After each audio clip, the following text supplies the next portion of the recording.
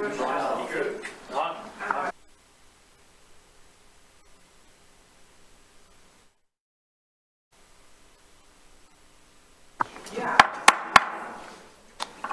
evening, everyone. It's Tuesday, June 11th. We're here for a work session of the City Council. We're going to begin with public comments on non-agenda items. If there's any member of the public who wishes to speak to the council on an item that's not on our agenda, please go ahead and come forward in the room now.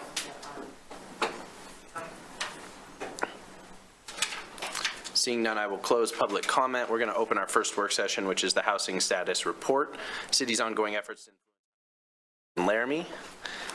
And where am I starting? City Manager, am I starting with you or Director Taney? Mayor, you were starting with Director Taney. Welcome, Derek.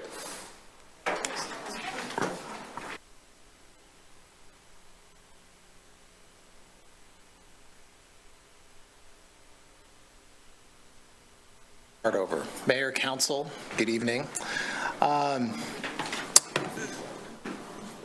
At your request, we've prepared the following kind of status report on housing. And I think what I'd like to do just to, before I kind of get into the slides, there's a lot of slides here and there's a lot of information.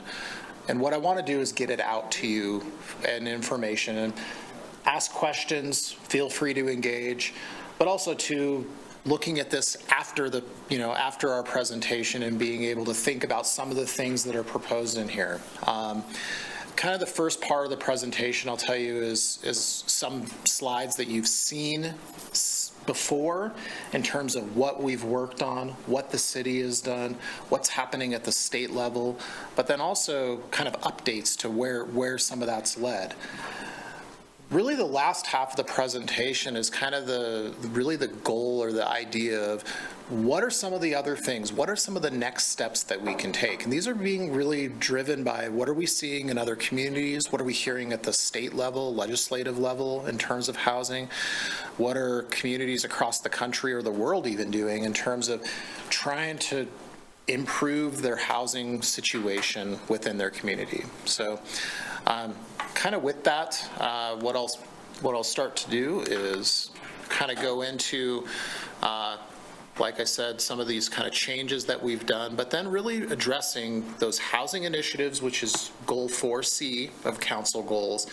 And then at the very end of the presentation, I will jump into a few slides about mobile home parks and your related to goal 4B in your council goals for this year.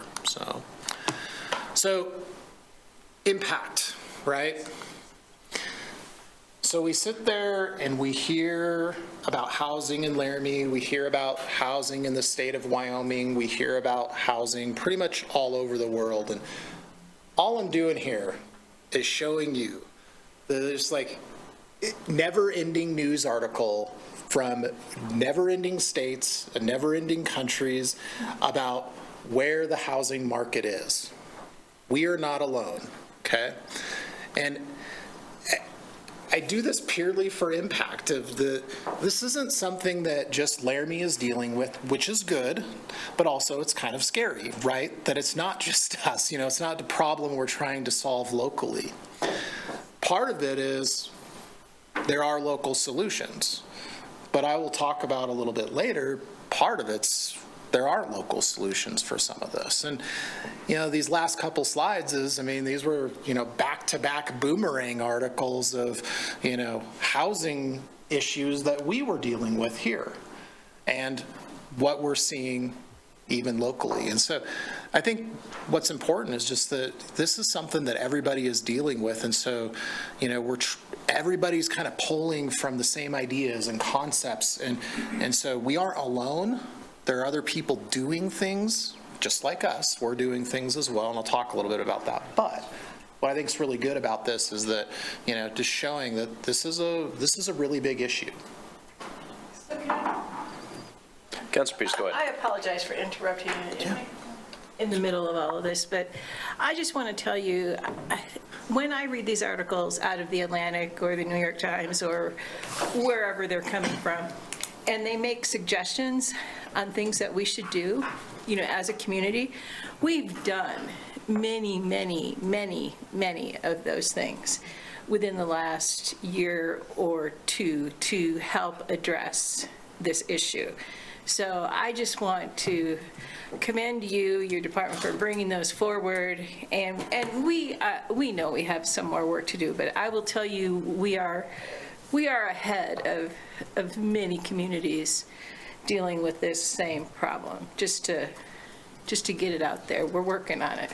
We're not perfect, but we're working on it. So thank you. Thank you, Councilor Pierce.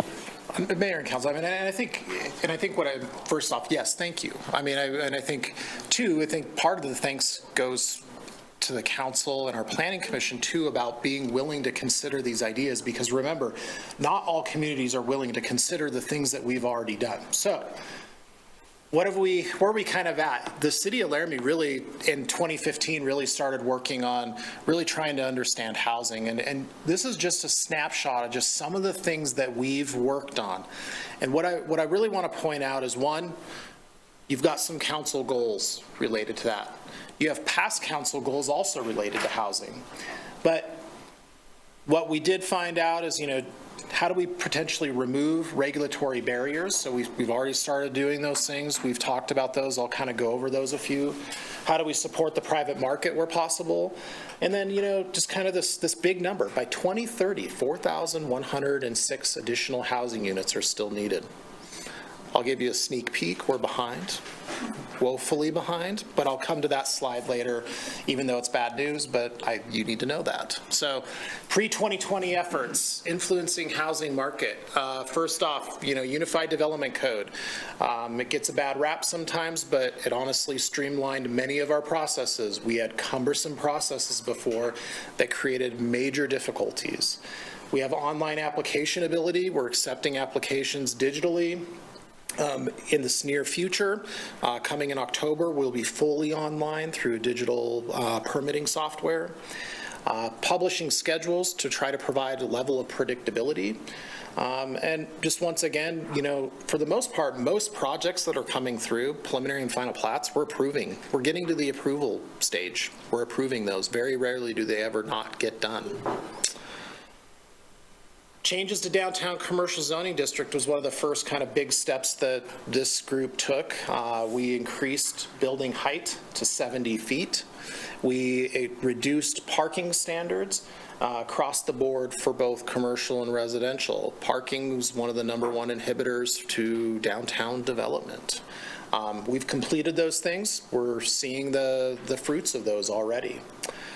Changes to residential parking requirements. On the heels of that, parking, once again, another major inhibitor to multifamily development.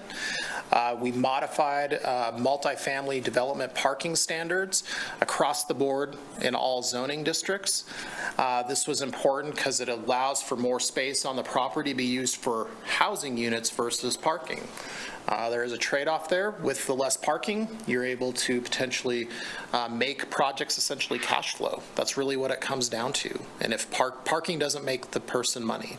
So R1, LR, and R1 zoning changes. This was kind of the first step in the single-family zoning realm. Setbacks, lot width, lot size, all reduced. The whole principle here is, how do we allow somebody on a smaller property to use more of their land for housing? Specifically, this also ties into the addition of allowing for accessory dwelling units. So accessory dwelling units are dwelling units that are allowed in a single-family zoning district. Other zoning districts already allow multiple units, so it's not really an accessory dwelling unit. It may look or feel the same, but it's different. On these properties, by changing the requirements that we see here, it does allow for potentially a house to be squeezed maybe on the front or the back of a lot for maybe an ADU to be put somewhere else on the property. Another change was similar changes in our multifamily zoning districts. We said if it's good for single family, it's going to be good for multifamily. Once again here, this just simply helps improve the square footage used on a property. Once again, already done. These things have been in place now. We're seeing kind of the fruits. We're seeing people trying to maximize some of their property ability, trying to use smaller lots, platting smaller lots. What else have we done in terms of quality of housing since 2020. We have our rental housing standards, which you're going to hear much more about later. But what I do want to point out is just a really brief snapshot, which is, minimum standards for habitation. We're seeing a major increase in our licensing, so you can see the numbers there. And we're starting to receive those complaints where we can go in and investigate and take a look at those things. And I'm not going to steal the thunder of the next presentation, so I'm going to leave it kind of at that. But it's important to note that we're doing those things. Contractor licensing as well. Basically, that's a proof of competency, improving the quality of workmanship and professionalism, and protecting property owners when they get work done in our community. You'll see there, last year we had 346 licensed contractors. That's across general contractors and trades, and we're already at 350 to date. So we're beyond that, from what we were at last year. One thing I tried to do, but I just want to let the council know about, is it's really hard to know what it was beforehand because we didn't register anybody. We didn't track anybody because just as long as you put your name on a piece of paper, you were a contractor, basically. And so it's really hard to know, was it a homeowner? Was it just somebody that was doing a one-off job? We just really don't know. And so, but I think as we keep seeing the licensing process go forward, it'd be interesting to track, do we keep increasing that? We've established the Urban Renewal Authority. With that, it provides essentially another tool in the toolbox for property owners to potentially get some of their project financed through this to actually make a project work. And a lot of times this funding source is used on those projects where maybe some public infrastructure is needed or something that's more costly than normal. Now, we have not received one of these projects. We've had a lot of conversations with people about it, and I think probably a matter of time before we actually see one of these come forward. But the key with this, though, is that last bullet point, revitalization of a property that's probably not going to do it on its own is what's important, and that we then eventually begin to receive those tax revenues down the road. So where are we at with housing? This slide right here you saw presented by Janine during her kind of yearly update. It was in January, I believe. And what I did here is just to give you kind of this 3-month update. So, we know that there's a housing need. We have the reports, we have the studies. So where are we at with lots? Right now, we got about 97 lots that are just ready to build. This number fluctuates because it's hard to know when a lot sells. We don't know that right away. Our office doesn't. We only kind of know when we get a building permit, but we got about that many lots out there. We have about 87 units and about 4 multifamily lots almost online. And what I mean by that is there's probably some sort of infrastructure that needs to be finished. It's been platted, it's been subdivided, it's ready to go. They've got the plans approved. They just need to build some things, maybe put water lines in, hydrants, sidewalks, whatever it is. Then when you look at all of the preliminary plats that we have approved with the city, where simply a final plat needs to be submitted, which is just that one-step process. It goes to Planning Commission and Council. We have about 592 lots available. So the lots are there. It's just they're not necessarily all online. Building permits, 60 building permits for single family are applied for and granted per year on average. It's just based on the last about 10-ish years. We've seen 9 multifamily units granted since 2015. That's just kind of what market driven. It's not necessarily we've denied things, but it's just that's what we've received. But I think this last part's what's really important here is so we have our studies that show how much housing we need. 611 units of housing have been constructed in Laramie through 2023 since the 2015 studies where we did the real detailed analysis. Okay. Housing is projected by 2020 that we needed 1,538 units. So even in 2023 at 611, we're not even at half. The next number, by 2030, that 4,106 units. So in 7 years, we need 3,500 units, basically. Okay. I did ask Albany County just to give me an idea. Since 2019, they've had 340 single-family units and 7 multifamily units. Thought it was kind of interesting just to try to get some idea, like what's happening in the county. This is that's across the board. That's everything from your cabin to North Albany County to Centennial to wherever. So, Councilor Doherty, please. Did you already say how many housing units are in Laramie now? So I'm total? trying to figure out a perspective of 4,000 compared to how many we have. Well, the first bullet is how many, so the 4,106 is how many we need to construct. Yeah. We've only constructed 611. No, I mean, how many are existing? So I know if 4,000 is a big number compared to how many housing units already exist in Laramie, or if it's 5% or 50% or... I don't have that off the top of my head. Oh, Yeah, all I have right. it.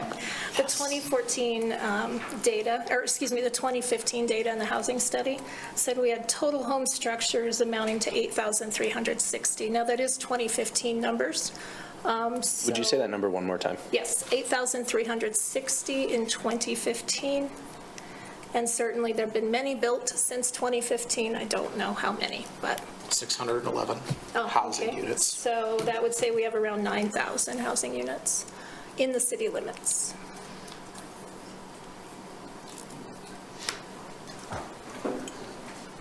You okay, Councilor Doherty? Yes. Okay, Director Taney, back to you. So then, I alluded to this earlier in my presentation, but, the things, we talked a little bit about the things that we've already accomplished as a community. It's the things that Member Pierce mentioned. And then, but taking a look, I think this graph was really interesting. This was found in a study done by the American Planning Association and National League of Cities. And you'll see in the West, which is that bottom line, is hurdles by region. And I think what I just simply want to point out is, if you look, land use, zoning, permitting obstacles, that's kind of that green area. Those are things that, we deal with periodically here. It's kind of run by the government, is 16% of the general hurdle. 8%, the overwhelming need of housing, so not really something we deal with. The financing challenges, not something really particularly government-related, at least at a local level. Federal government, though, right? Interest rates, things like that. Construction obstacles, 27%. And then 17% political or community opposition. I was kind of in the wheelhouse of local government, right? But I think the key here is that your percentages that really you deal with and address directly are fairly small. And what I think is important about that is just remembering that as we go to maybe the next stage, right, and some of the things that we'll talk about here, is that there are some limits to what we can do and how we can affect change, right? This graph's a little bit Director small. Taney, just one second. Councilor Gabriel has a Yes, question. I didn't see that one. Okay. Derek, I'm just curious, looking at the numbers, I know we got some things going on, 30th and Reynolds, northeast part, 230 lots I think we approved here not too long ago. And you look at some of these numbers, the 4106 by 2030, it seems like the community is moving forward with some of this housing. Where in the heck are we going to find room to accommodate over 4,000 units? Have at it. Well, good question. No, I mean, I think I would answer that maybe in two ways. One, the thing that I commonly repeat is we will not get to that number through single-family housing, period. Impossible. We're not, we can't do it. We cannot catch up. It has to come through multifamily development. Now, we've seen in some of the studies, we've seen in the guidance that we've been given that it's not necessarily big units. You know, a lot of times I think our brain goes straight to like this, huge complex, like a dorm or something. That's not necessarily where you see your units coming in. It's getting lots of those 8-unit apartments or the 5 units or the 10 units. It's that mid-scale. If you remember, we've used that term missing middle. There's a lot of people that do the big projects and the big units. That's a kind of a segment of the construction and development world. There's a lot of people that do like a single family, maybe a duplex too. It's very much the same type. But it's everything else that's not always the most common type of developer, builder, and things like that. And so I think that's where you're going to see some of that. Also, too, it's just going to be, continuing to make sure that we have those units available. You saw those like projected numbers and just like we said, the project that was built or approved up like on 30th Street. I mean, it's getting those projects online and having them there so that they can react to the market. And if sales are good, maybe they get more streets built and do another final plat sooner than they hoped. By getting the developers those entitlements through that process, I mean, we're doing our part in that. And then, like I'll mention, is when we get to the end of this presentation, it's other things we do. Do we pull the reins back, or do we make other modifications to try to encourage more robust housing development? So, yeah. Thank you, Councilor Gabriel. So I was mentioning this slide's a little hard to see. So look at it maybe later. But I'm going to put the red arrow which circles Albany County. And really this is what's interesting is home prices above or below expectations. If you look, for the most part, most people feel like they're paying way more than what they expected for their housing. What's interesting too, so the dashed line is essentially your median or your middle, your average. You have a few places that are below that where you can, Natrona County, for instance. But for the most part, most of your Wyoming communities are to the north of the line, so are higher than expected. But, as you look, we're one of the kind of top levels. We're in comparison to, sublet, where you're seeing major, mineral development in places like Sheridan and Park County. And so just kind of an interesting, this was out of the state of Wyoming Harvard Growth Lab information that they had provided to us about a year and a half ago. The second one here is median home values in Wyoming above or below expectations by year. And there we are, red line. We're at the top of the top. What I like to point out with this is Jackson's the kind of like purplish line, kind of that's near the bottom. When people go to Jackson, they expect that they're going to be paying a lot. But they don't expect it here. So, this was, again, part of the Growth Lab's information and Harvard had provided. And I think it's just good to kind of see where we stand when we're comparing our counterparts, right? Other Wyoming communities. And I think this kind of comes full circle to kind of bring back into perspective. We're talking about a lot of the local things that we can do, but this is just a quick list that my office came up with of just like all the other factors that play a role in development. City regulations, we know about that, but like county regulations, state regulations, federal regulations. We got all of our, Forest Service, BLM, then we start to look at things like maybe WYDOT plays a role, or federal highways.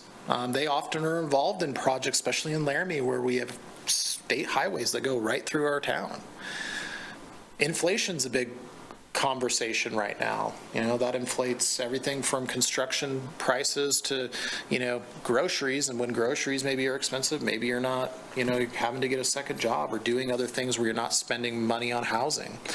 We've talked supply chain, workforce is another big thing that we're seeing that, as tradespeople continue to retire, they're not being replaced by new people. It's what you're seeing kind of nationally. Financing, right? I mentioned that. Federal government controls the interest rates and things. We don't, we can complain about it, but we don't get to change that. And that affects our housing. That affects who can buy. It affects building. It affects financing land. War, right? We don't, unless we decide to go to war with somebody as the city of Laramie, which I don't think we are gonna, but those things create uncertainty. And so I think just what's important about this is just remember there's things we can control and there's things we can't. But I think we've said this since 2015.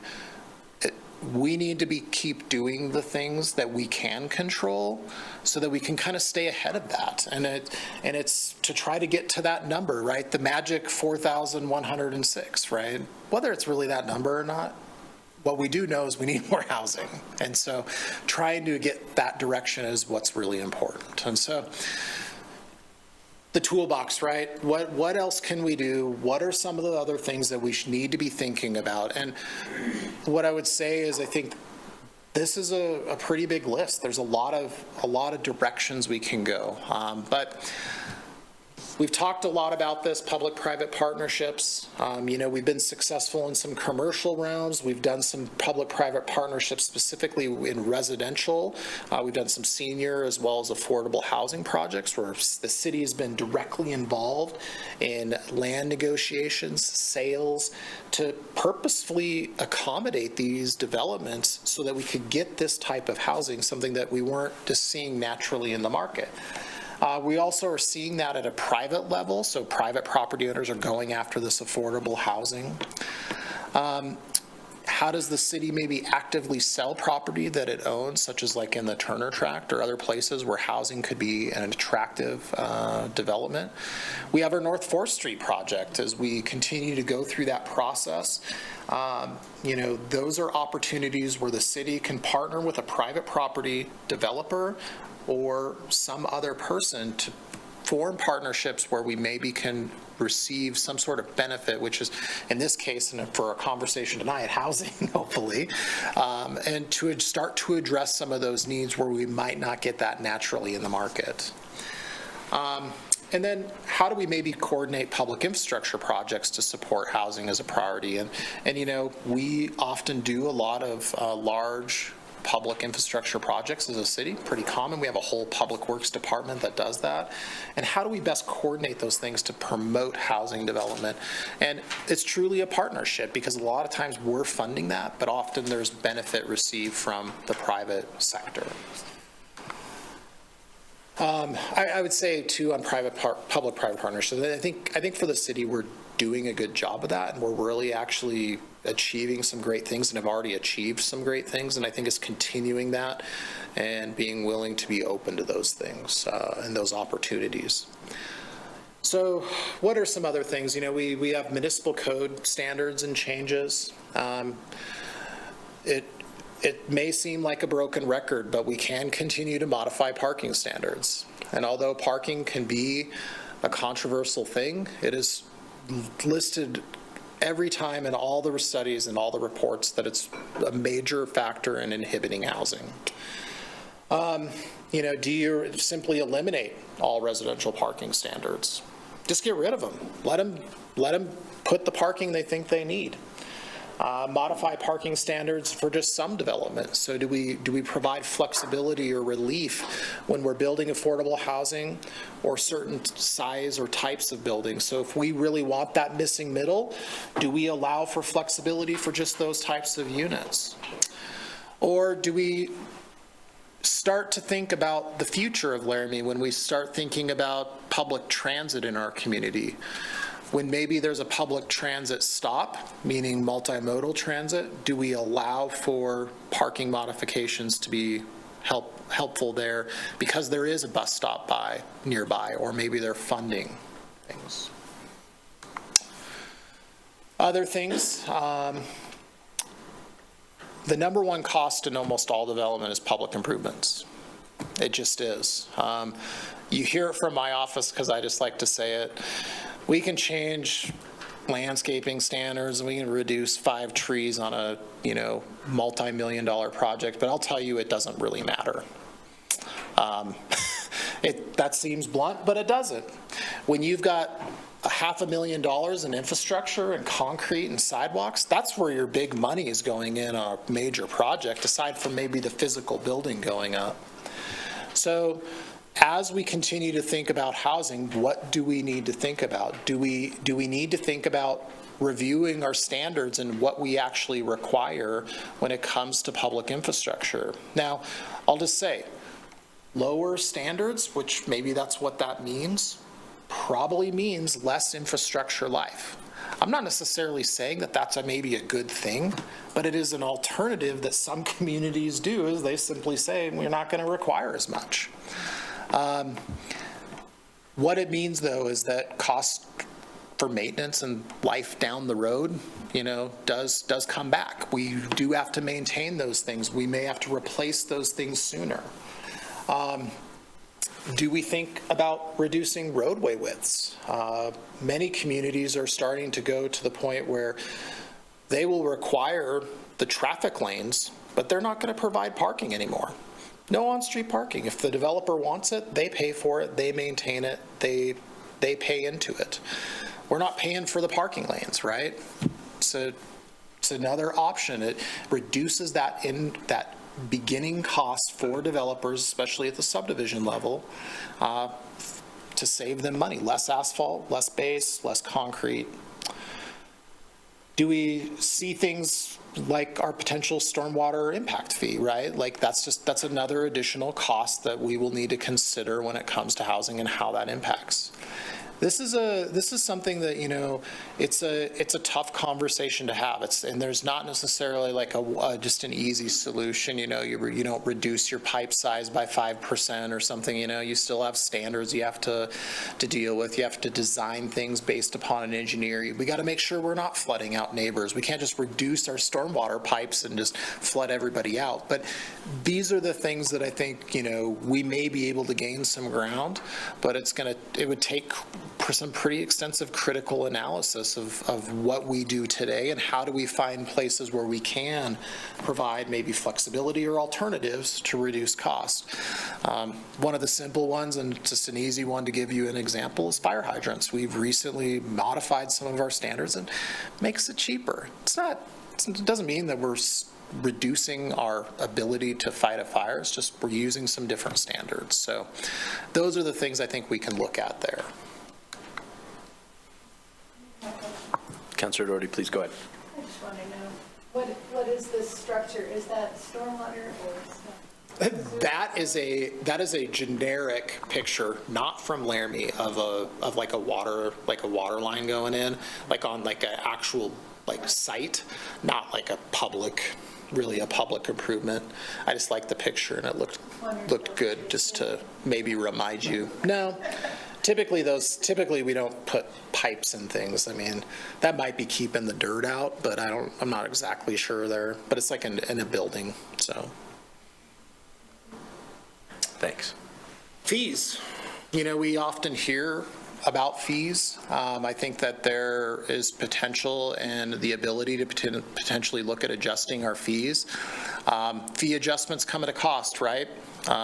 They come at a reduction of revenue for the government, for the municipality. Does it mean that we just get rid of all fees? Probably not. But probably could we look at things like eliminating development fees, for certain types of development? Do we look at just a reduction in development fees? Could we be looking at modifying development fees under certain circumstances? So maybe like infill development, or when an affordable housing project comes in, or maybe those certain size buildings, again, remember that missing middle, maybe when they're at between 4 and 20 units, we say reduced fees. Do we cap fees?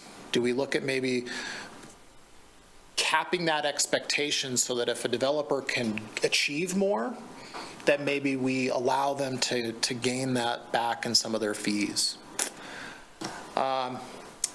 Recalculating fees based on density and housing. Maybe if you build only a single family home, your fees are higher. It's not achieving our long-term goals for housing, and maybe for housing that's achieving our goals, we reduce those fees. These are all just things that people are doing across the country. But I think what I want to point out, and what the purpose of this slide is kind of furthering this conversation about fees, is, when we start looking at that, what does that kind of really mean for our community?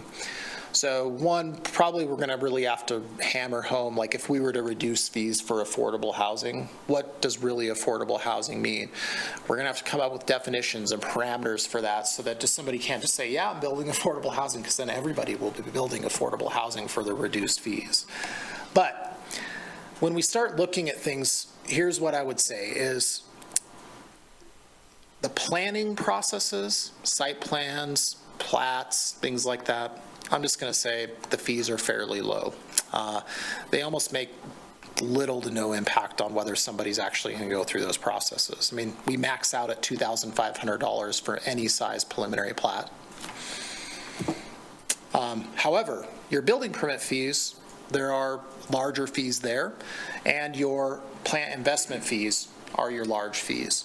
And so just to give you a perspective, so a building permit fee on like a large multi-unit building, you're looking at like $20,000 to $30,000 in fees, building permit fees, whereas smaller multifamily projects are looking more in the $5,000 to $10,000 range. Whereas, like I said, site plans, so just building a multifamily building in an R3 zone, $420. Conditional use permit, so maybe you need permission to do that, go to the planning commission, $435. And then, platting, so if you had to do all three of those, you're looking about $4,000 maybe total. Plant investment fees, once again, are another large impact. So, we talked $20,000 to $30,000 for building permits on a large project. Your plant investment fees for a larger multi-unit building are between $60,000 and $80,000, depending upon usually fire lines and things like that you need for suppression of a larger building. Smaller projects, you're looking at $20,000 to $30,000 in plant investment fees. Plant investment fees, just as a reminder, are your water and sewer connections, as well as your meters and things like that we use to track that. But what I think is important about this is that we change the fees somewhere, we're still having to pay. We're still having to pay for the same amount of employees to go through the permits, do the building permits. We still have to work on our water and sewer lines. We have to go out and repair them. We have to have those employees. And it doesn't necessarily mean that the fees here translate to more affordable housing, but may make our market more attractive to more affordable housing and more development.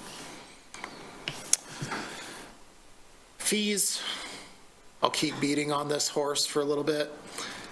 We could really get specific, accessory dwelling units are an area I think that we could look at potentially reducing fees. Now, I don't think it's the solution. I think it's to help improve that ability to have those happen because we do have a lot of large lots across our community.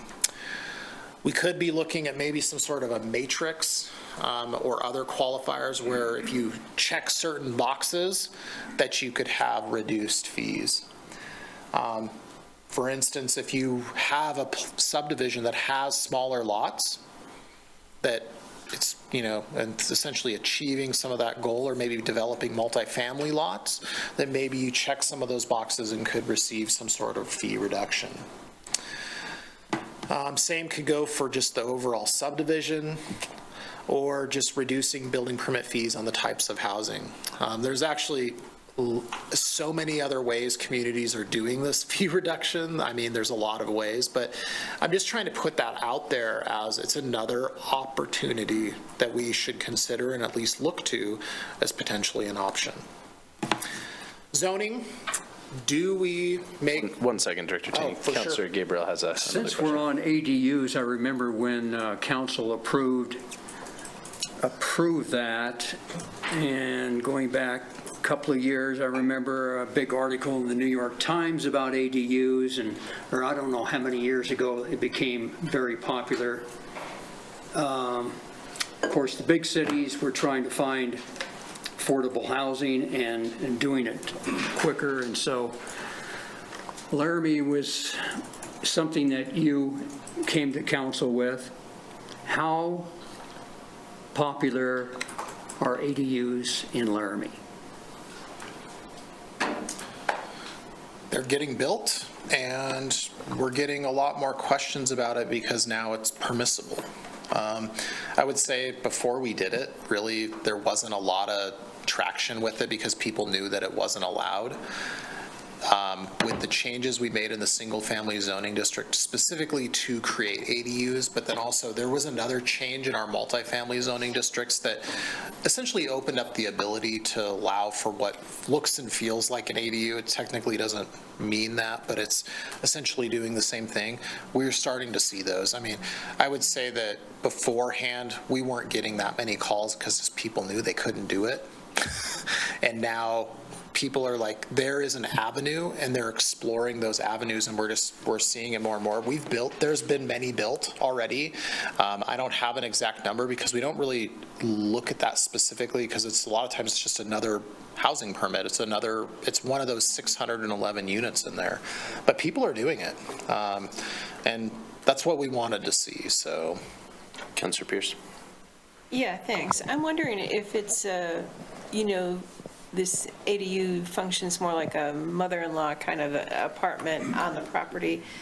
Have we made any adjustments related to like our utility billing? And what I mean by that is I really doubt that single person, probably maybe a couple, is going to need a whole nother trash can and recycle can. But I think they're obviously going to be using water and some other things. So I'm wondering if any folks have come in and said, just forget the garbage pickup, for example. I mean, because like my husband and I, we don't, we go weeks without having they're big, right? A whole trash can. So I don't know. I mean, has anybody come in? Do we know?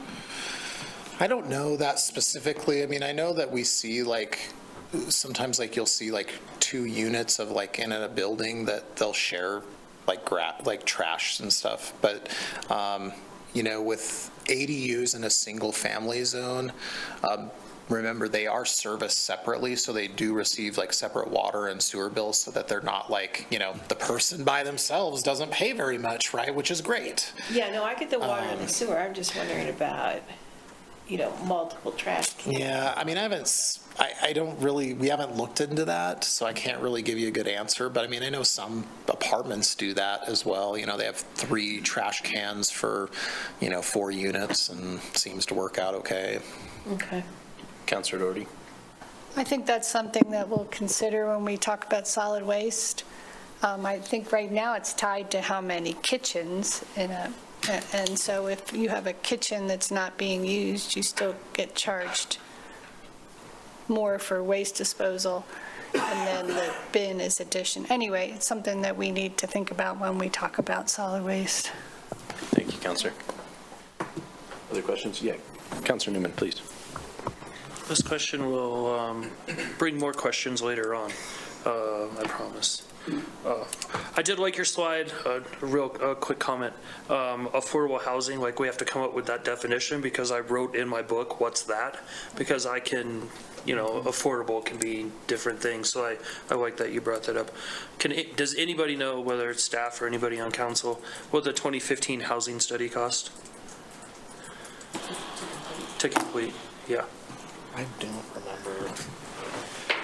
I feel like it was more than that, but I don't recall off the top of my head. I could get you the number. I mean, we have, but I don't, not off the top of my head. I can't find it in the study, so. Okay. Okay, I'll keep the rest of the comments for later. You got them. I'll try to remember to come back to you. I'm pretty bad at that. All right, Director Taney, back to you when you're ready. And they're not in your presentation, but Yeah. we usually follow the federal guidelines. Yeah, and I think maybe to Council Member Newman's question, or comment about affordable housing, and, this is what Janine and I, we were just speaking about, is that, at a national level and federally, there are affordable housing definitions. And when I say we need to come up with a definition, I don't think we're going to have to invent anything, but we're going to have to decide if we were to go with breaks or to, if something is tied to affordable housing, what that level is. And the federal government breaks it down in different levels.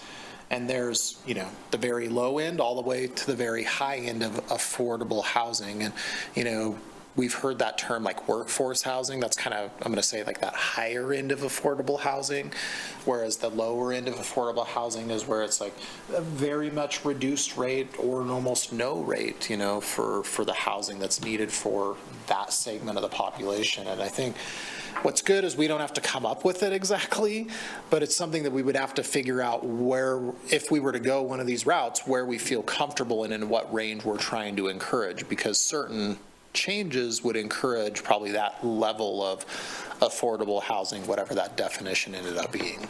So, yeah, thank you for that. yeah. So I started talking a little bit about zoning changes. Right now, in some of our zoning, right, you're only allowed to have single-family housing. You could put an ADU now, but many communities are simply eliminating it and saying, nope, anywhere in your community, you can always have multiple units. Just taking it off the table. We wouldn't be alone, and I think we're kind of seeing a trend towards that. We could modify the density permissions in our current, I'm going to call it our kind of middle zoning district, which is our R2 and R2M. Currently, you can build a 4-unit building in that. Now, depending upon your lot size, you could still put 400 units on the lot, but they all have to be 4-unit buildings.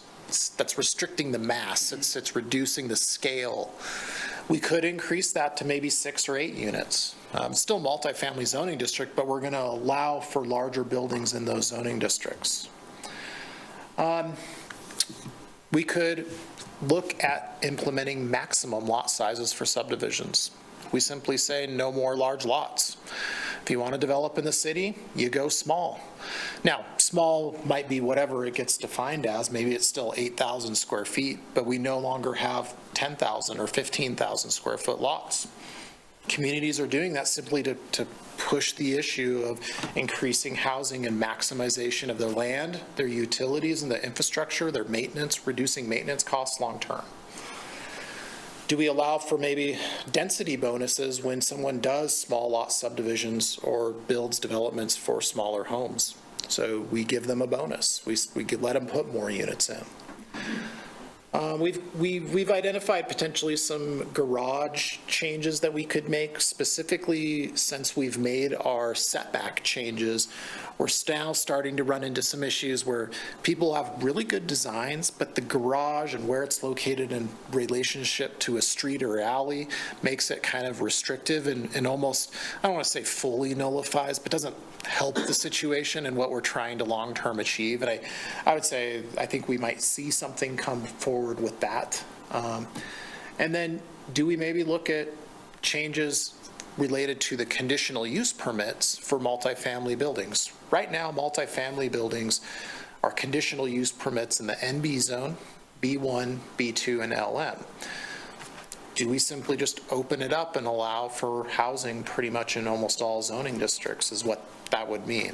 Meaning in those zoning districts, if they meet the code requirements and go through the site plan process, they're approved at an administrative level.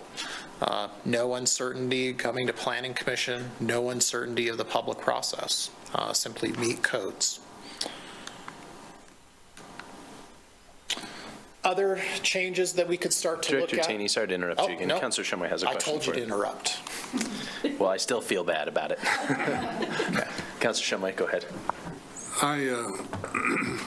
I know we need to find additional housing, but I'm concerned.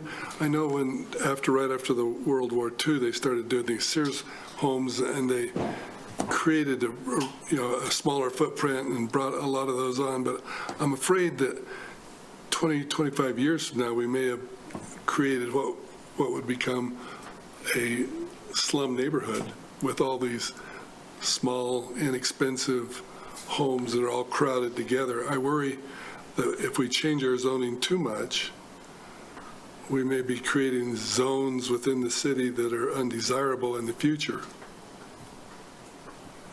Just a comment. Thank you, Counselor. Okay. Counselor Pierce?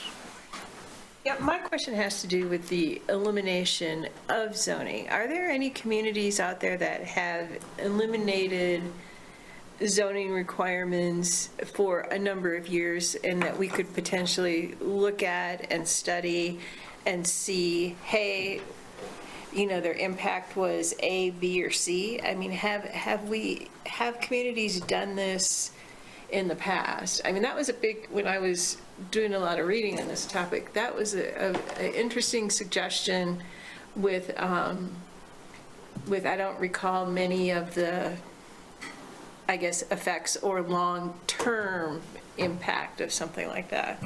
Houston's one of the most famous, correct? I mean, to answer the question, I mean, there are communities that have nothing in place. Interesting. And there are communities that have all sorts of different steps and levels and things like that. There are also different types of regulatory scenarios people use that are not what we would call Euclidean zoning, which is just your standard zoning model, which is what we use here. The most common is what's called form-based codes and form-based zoning, where it's really not about anything to do with where you're at, what neighborhood you're in. It's all about meeting the requirements of a form. So usually it's height, scale, size, and they don't restrict a lot of the uses. So you could have a single-family home that could have a business put in next to them as long as it meets the form, function, and style of what you have. Now, all of those, I mean, we could spend 10 years talking about planning theory and things like that. I would say that, if Laramie just straight went to like elimination of zoning and all the requirements in there, I don't know if that achieves what you're trying to get to. I mean, does it open things up and just allows anybody to do pretty much anything? I mean, absolutely, right? Like, no one can argue that. I think, though, what we would see is definitely a change in what we would see in our community in terms of where things would go. Some of it would probably be good, right? You may see businesses pop up in neighborhoods or things like that that maybe weren't previously allowed. But we also may see impacts that probably would come to you all directly, because it would be, hey, this thing showed up in my neighborhood, right? I'll just say, if you were to like eliminate zoning or do that within our community, it would be catastrophic in terms of how we would function even as a community, because everything in your codes are tied pretty much to zoning. Could it be done? For sure. You could hire a consultant, come in and rewrite all of those things. Not me. I don't know if I'd be I mean, honestly, the undertaking would be massive. And it would be, because it's just such a major shift. That's why I think what you're seeing in this presentation is, we're not saying just to get rid of it, but there's incremental changes, and who knows, maybe in the future, somehow we get to where something does change more drastically. But I think it would be pretty crazy. Like, it would be, I don't even know how that would work within our community. I mean, everything from building permits to how we assess fees to how we build roads. I mean, everything is kind of tied to all of that. And so it'd be very impactful. Maybe not good either, so. And Richard Taney, there's plenty of space, right, for the gray area between the two extremes, right, to have like quite restricted zoning and no zoning at all, right? So it seems to me like maybe the framing should be more towards like, a lot of this is that, right? It is that gray area. It is working towards that. Absolutely, and I would maybe say, not working towards that. That's probably the I wrong don't think no zoning is the right thing for Laramie. I can say that. That is my judgment, my professional judgment here. But I think there are a lot of things that we can do. And I think that, that's the purpose of what we're talking about tonight. So. Thank you, Councilor Pierce. Director Taney, back to you. Yep. Do we start looking at other things? Height is often cited as one of the larger issues. We have fairly pretty comfortable height requirements in Laramie. We very rarely run into people concerned about not being able to go tall enough. Remember, some communities very restrict that so that like in most zoning districts, you can't even build a 2-story house. That's obviously problematic if you're trying to maybe maximize land use or things like that. We could look at eliminating aesthetic restrictions for residential projects. That could be everything from single family all the way up through multifamily. Let them just build whatever they want to build, right? No design standards. Do we look at eliminating landscaping for housing? Right now, I'll just say, so single family only requires front yard landscaping. So pretty limited. They don't even have to do anything in their backyard. Multifamily does require landscaping around the perimeters and parking lots and things. Over the years, we've made multiple changes to this. I'll still go back to what I said. If you want to start making large changes and really affecting the bottom line of a project, it does help, but I don't know if it makes a major impact at this point. Eliminating setbacks. We still have building codes that apply, but do you just simply get rid of setbacks, allow buildings to go where they go, and allow the building codes to kind of regulate some of the distances between buildings for general safety purposes and things? Probably with that, what you're going to see is those impacts when you do see some of those houses, someone building close to an existing neighbor or something like that. You're going to get some of that pushback and concern. Do we start looking at eliminating protest provisions or front-loading public hearings? I'll just mention this, the state of Wyoming is looking at this currently through the Regulatory Reduction Task Force. What this is all about is not necessarily limiting public input, but it's front-loading the public input so that if there are issues brought to the table, the developer who has the investment and usually the development, whether it's just building a house or doing a full subdivision, hears about the issues early on so they can evaluate before they get too far into the project whether they want to move forward with the project at all. If they hear early on in the process before they've done all the final building plans, done all the final subdivision survey work, spent sometimes hundreds of thousands of dollars before they even do anything with engineers and building design and things and architects. If they know something is going to be very well protested or that there's a specific issue that they can address and then keep moving on with the process in a faster fashion, that's beneficial to them. Really, it's just improving the conditions of how the process goes in the community. Or do we think about, use permissions for multifamily development? And so, do we look at allowing those things and opening up the doors, kind of like I said, modifying CUP requirements or things like that for multifamily projects or the missing middle projects, for instance? Infill is another area. I think this is another kind of good area to look at for communities. To kind of start off, before I say much about this, remember, infill sites are a lot of times, those are those one-off lots or one-off properties that there's already streets around it. There's houses probably around it. Maybe it's the last lot on the block or last couple lots on the block. Maybe it's a multifamily property that's sat vacant for a while. Maybe they tore an old hotel down or something, right?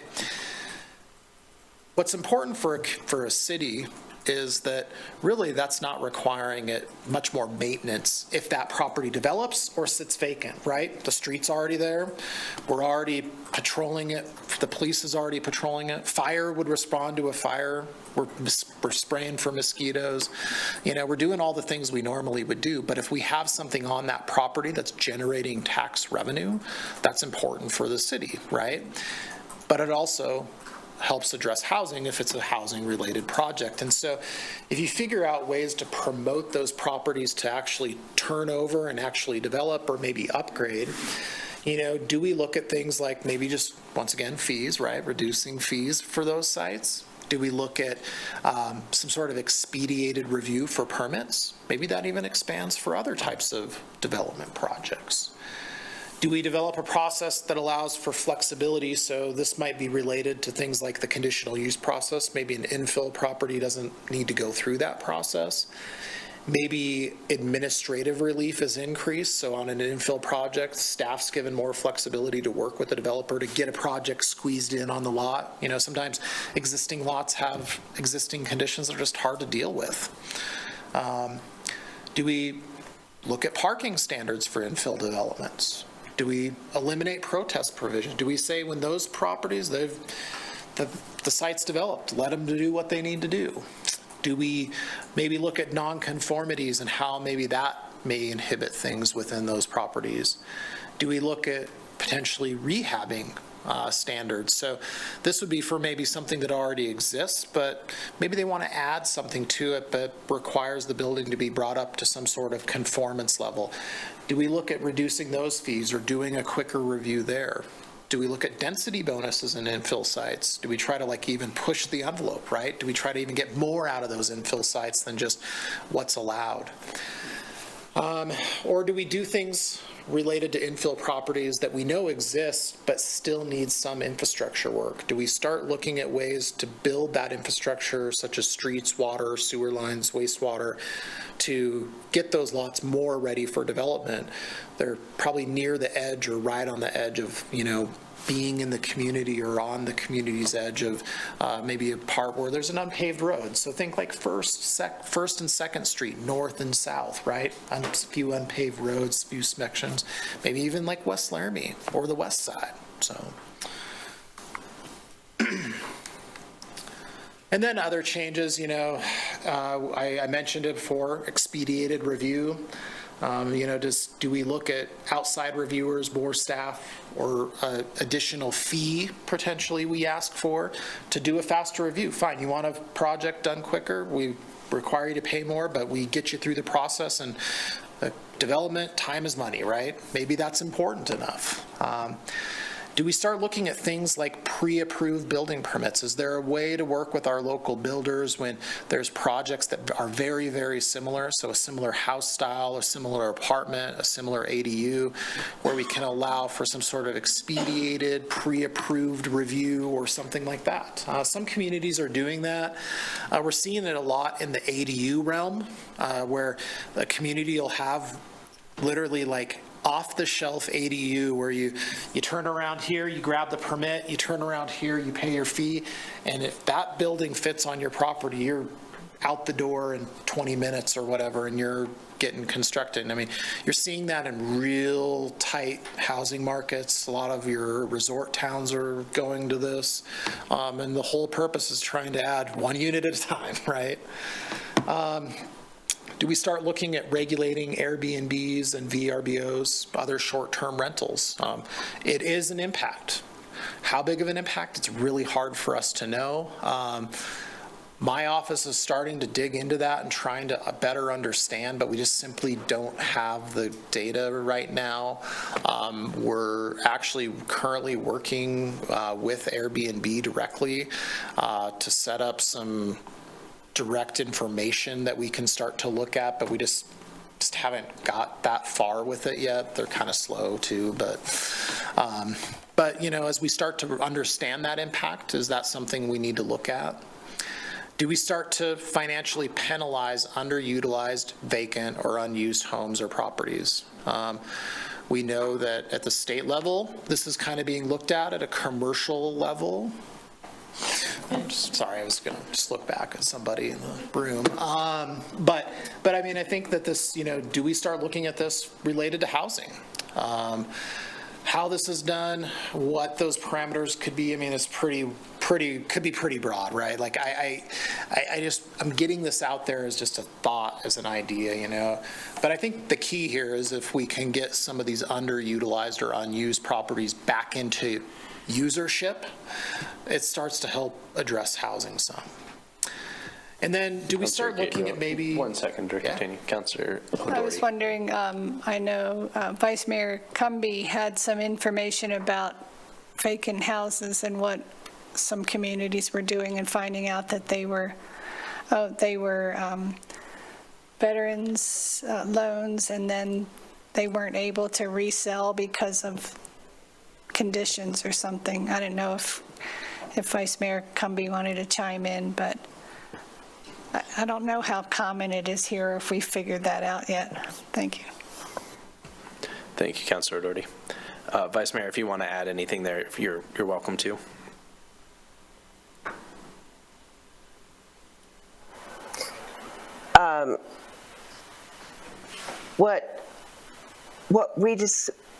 What Aaron is, what Councilor Doherty is referring to is that in another community,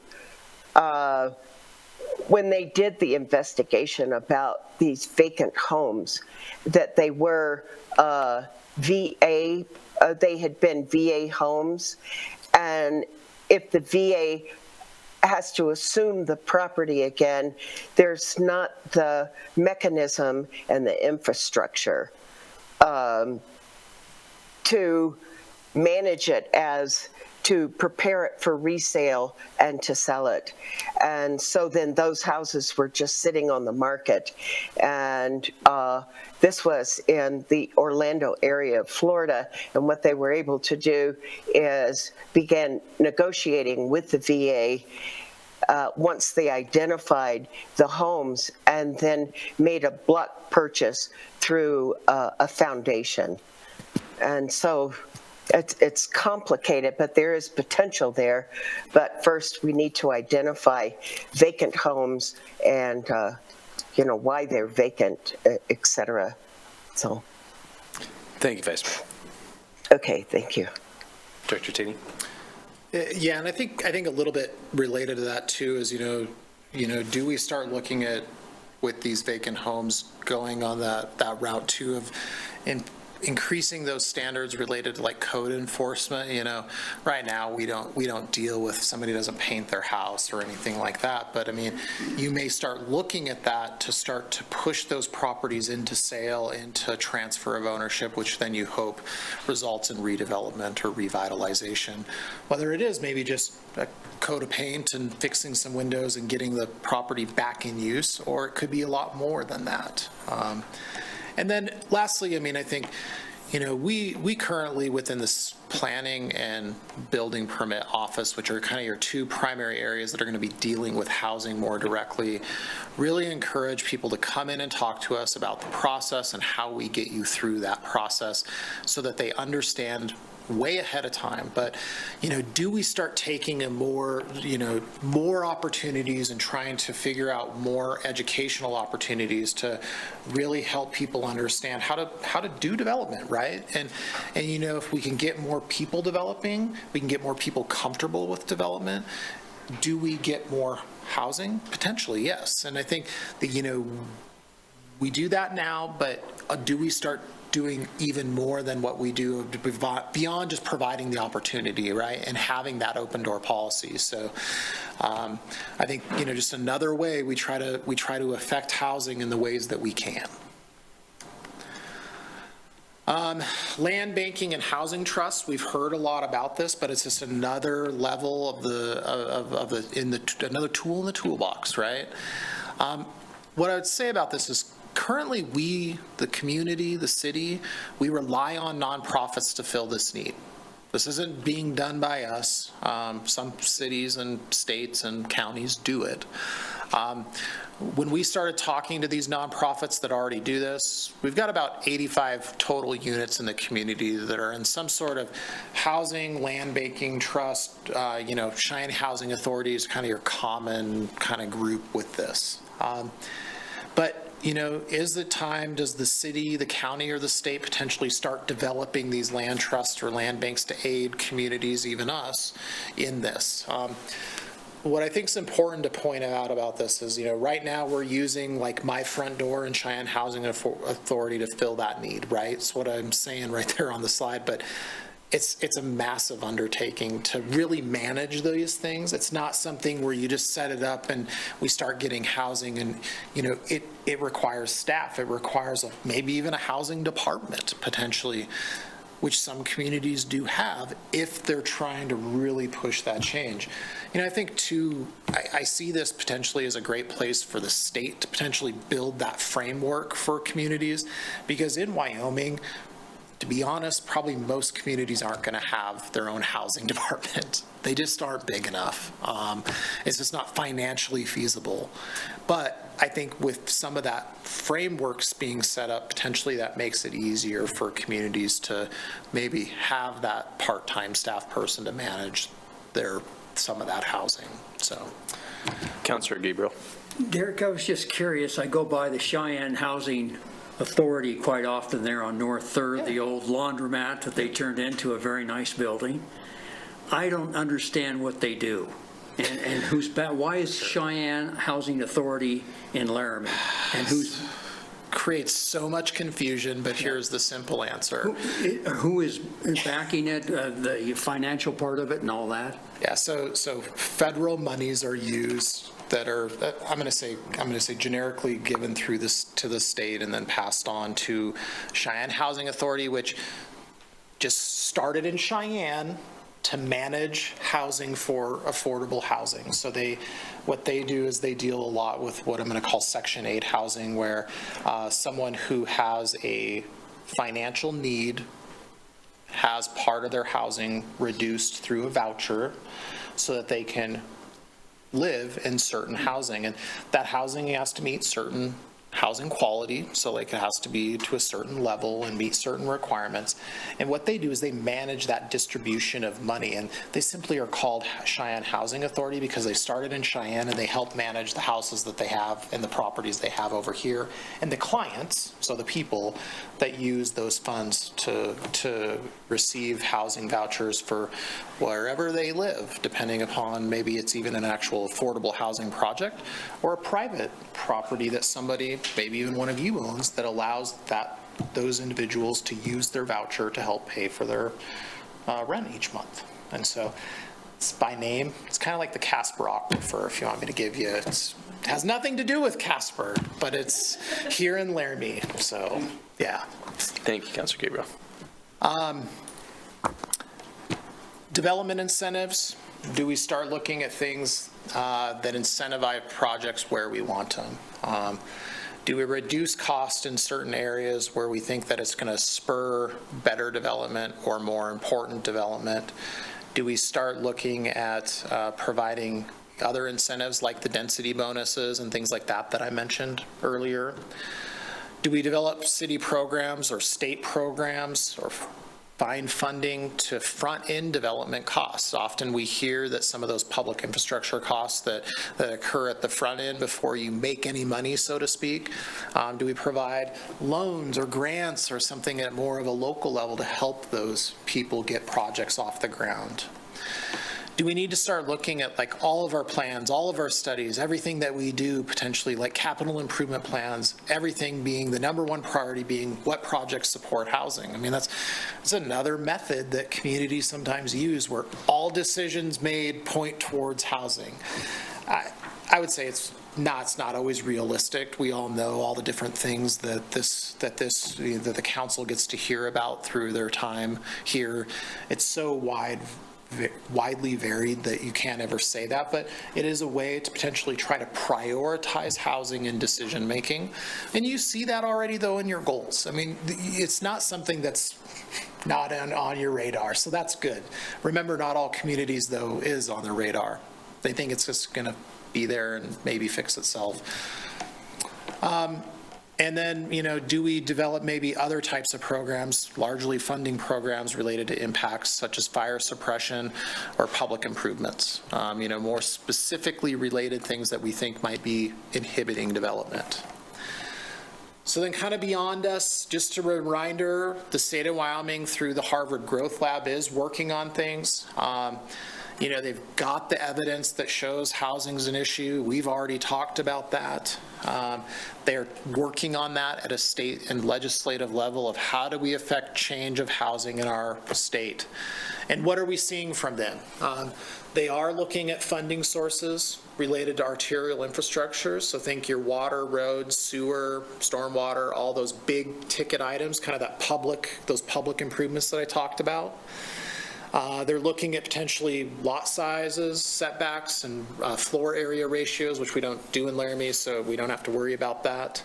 Increasing building heights, not even allowing communities to regulate those things. Do we eliminate aesthetic standards? Reducing and eliminating parking requirements. Creating this vacant and underutilized or unused property penalties. They are potentially looking at annexation and subdivision requirements. How do we make annexation and subdivision even easier to get properties built in the community? Do we eliminate zoning altogether? I mean, it's being talked about generally at the state level. They are talking a lot about protest provisions and front-loading public comment. I think the rub there is public participation is important. They all recognize that, but also how do they eliminate the unpredictability of not knowing things until the last minute, right? Coming up before you, waiting for an approval, and then having a room full of people saying they do or don't want something and not being able to make that change at the last minute. Allowing for non-adjacent annexation of lots into the city. We've heard a lot about this lately. This means that properties that aren't adjacent to the city could annex into the city. They don't no longer have to wait for that person between them and the city to actually come into the city. Do we look at unification of certification of tradespeople in statewide? And the state did look at that and did approve some things. I would say, and it was on one of the very earlier slides, what does help with that is that it makes it easier for some people to kind of bounce between communities, but remember, it doesn't eliminate the provisions of whatever your community desires. So if somebody that doesn't have the right certifications wants to come here, just because they're certified in another community, they still have to meet our minimum standards. And so, but it does make it easier for production of paperwork and documents and things like that. And then ADUs, not all communities allow ADUs. Actually, many prohibit them and restrict them. The state's looking at maybe opening up that door, which kind of is along that lines of eliminating maybe even R1 zoning. But we'll see where that all goes. And then kind of to wrap it up, there are at the state level inclusionary zoning requirements. We cannot mandate affordable housing. It's illegal in the state of Wyoming. It's a major issue, I think, and it would be something that at least for communities that feel like it's desired, that they could at least go down that road and explore it. Is there ways to develop low or no interest loans or grant programs for affordable criteria or affordable development or workforce housing or certain types of small scale developers, right? Maybe people learning the development business but can't compete with the big boys and the big girls, right? The people with a lot of money. We're actually seeing that very regularly in Laramie, that people that are getting pushed out of the front range market are coming up to our community because they just no longer can afford to do, multi-million-dollar projects in the front range, but can do just, under $10 million projects in Laramie. So, but we're starting to see that. Municipal code changes that maybe start to remove barriers in places like in West Laramie, right? The fact that there are unpaved roads and undeveloped standards in that area does limit development over there. And so do we figure out ways to reduce those development costs that come with that? Modifying protest provisions to front-end development and protest. We've kind of mentioned that a couple times now. Creating either at the city, state, or private level funding options for resourcing different types of housing that we need. How do we increase workforce in the construction trades? It's kind of one of those like outlying areas that not necessarily can be changed by you, but how do we maybe play a role in that? whether that's at the state level, at a local education level, what's our role? And then, we even look at things like, what is UW's role in housing in Laramie, right? A major component of our community. And, housing is a key factor for them. And how do we find ways to improve not only housing in Laramie, but housing for our university and for the students that come here, the people that visit our community every 4 years, right? And so I think on all those different levels, there's a lot of other ways to go. And I mean, this is just a slice of some of the things that we're seeing across the country. So to kind of bring this back to the second, and I'm going to say a smaller portion of my presentation is on mobile home parks. And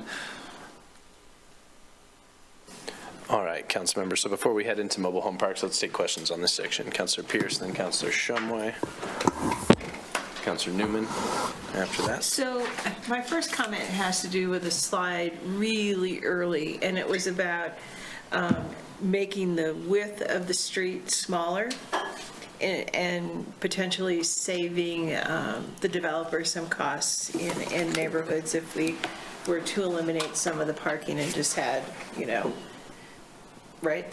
Do we have, does Richards Park, do we have any of those type developments or communities already in Laramie? Director Tenney, please. yes, so currently in municipal code, we've made some kind of small changes to the actual physical construction width and the actual right-of-way width. So it's like the platted width of the road. To allow some flexibility. Richards Park is it's called a PUD, and so they did a parking standard that allows for a reduced roadway width with parking on one side of the street. You'll actually be hearing at your next meeting a similar discussion about reduced roadway width, parking on one side of the street. So we have that mechanism in place. Within a 60-foot right-of-way, we actually allow reduction of right-of-way width and physical construction width within a 60-foot right-of-way, which is your standard local street. And we also made some changes, it's like 4 or 5 years ago, in like industrial zones to allow for reduced width to eliminate parking, in the areas where it's just not that key.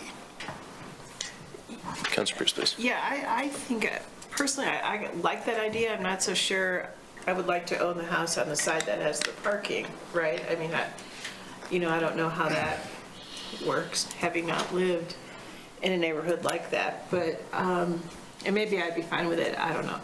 But I do like the idea of, and even like without sidewalk requirements, right? So you just, you go from grass or your front yard right to the road. I don't know. I think that'd be good, personally. That's, my mom's house is like that, not in this state, but there's no parking on the street. I went to park on the street. She's like, get out of the street, So. And I would just say, I think the whole purpose of that is it's as simple. The smaller the road you have to build, the more money you save, right? Exactly. And what that exactly looks like, there's a lot of ways to do it, but it puts an option on the table for people to consider. And we do have an avenue, like I said, currently in code. We have a standard in the PUDs that allow for no parking on any part of the street. And so that's there. But for other subdivisions outside of a PUD, we don't allow that. And so that's kind of that, do we want to trend that direction? If somebody wants to do just a subdivision and the lots meet all our zoning requirements and things, that if they don't want parking on the street, they don't build the street that way. Everyone just knows when you're buying the house there, you don't get to park on the street. So. Councilor Shumway. Thank you, Your Honor. First of all, I'll say a lot of this discussion bothers me quite a bit. Let me just give you some examples. At Pinedale last week, there was a contractor that was very upset that municipalities, the state of Wyoming, obviously the federal government, are getting way too involved in housing development. He said the private contractors are being forced to either cooperate in some kind of a public, state, municipal, federal housing development program, and he said anytime the city gives land, waives fees, subsidizes and things like that, it makes it impossible for him as a contractor to compete. And he said, we're moving way too fast towards where the government is taking control of the housing market. Now, I went into Cuba three years ago, and they have free housing. Everyone gets, you don't need to even, you just pick your apartment and you go in and it's free. There's zero cost. And I worry that we're getting to the point where by waiving fees, by having the municipalities and the state and the federal government with HUD and all these different programs, getting to the point where we're going to say, no matter what it takes, we're going to come in and take control of forced development, forced housing inventory. I think we can't start throwing everything that we've done in zoning and city planning out the door because we want to have more dense and more available housing. It's something that I think we have to be very, very careful that we don't take over the construction business and the contractors and all of that for the to expedite having the cities, the state and federal government take over this kind of what I would say it's getting away from what we've done in the past. And it makes me uncomfortable to think that we're making all these concessions, all these changes to redesign what our communities look like for the sake of having more housing.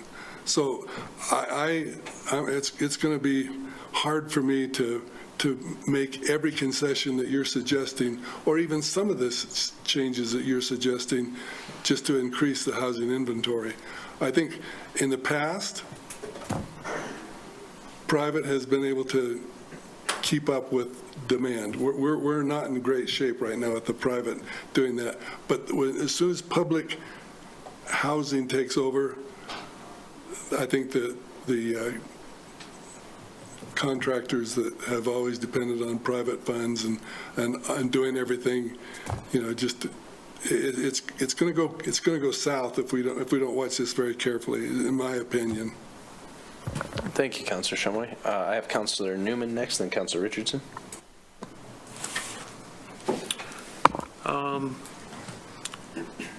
Some of your ideas that you had that I really liked, the similar housing, like fast tracking that.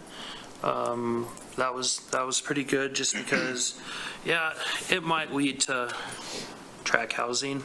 However, most of those,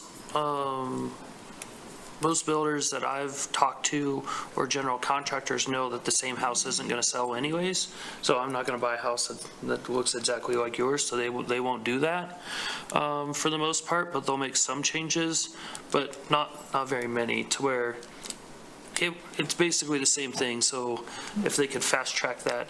And I was talking to a builder back in Kansas who they semi do this, and he says we even pay more because I don't have to go back to you guys now. I can build 5 houses. They're all 5 similar but different, and now they're on the market faster.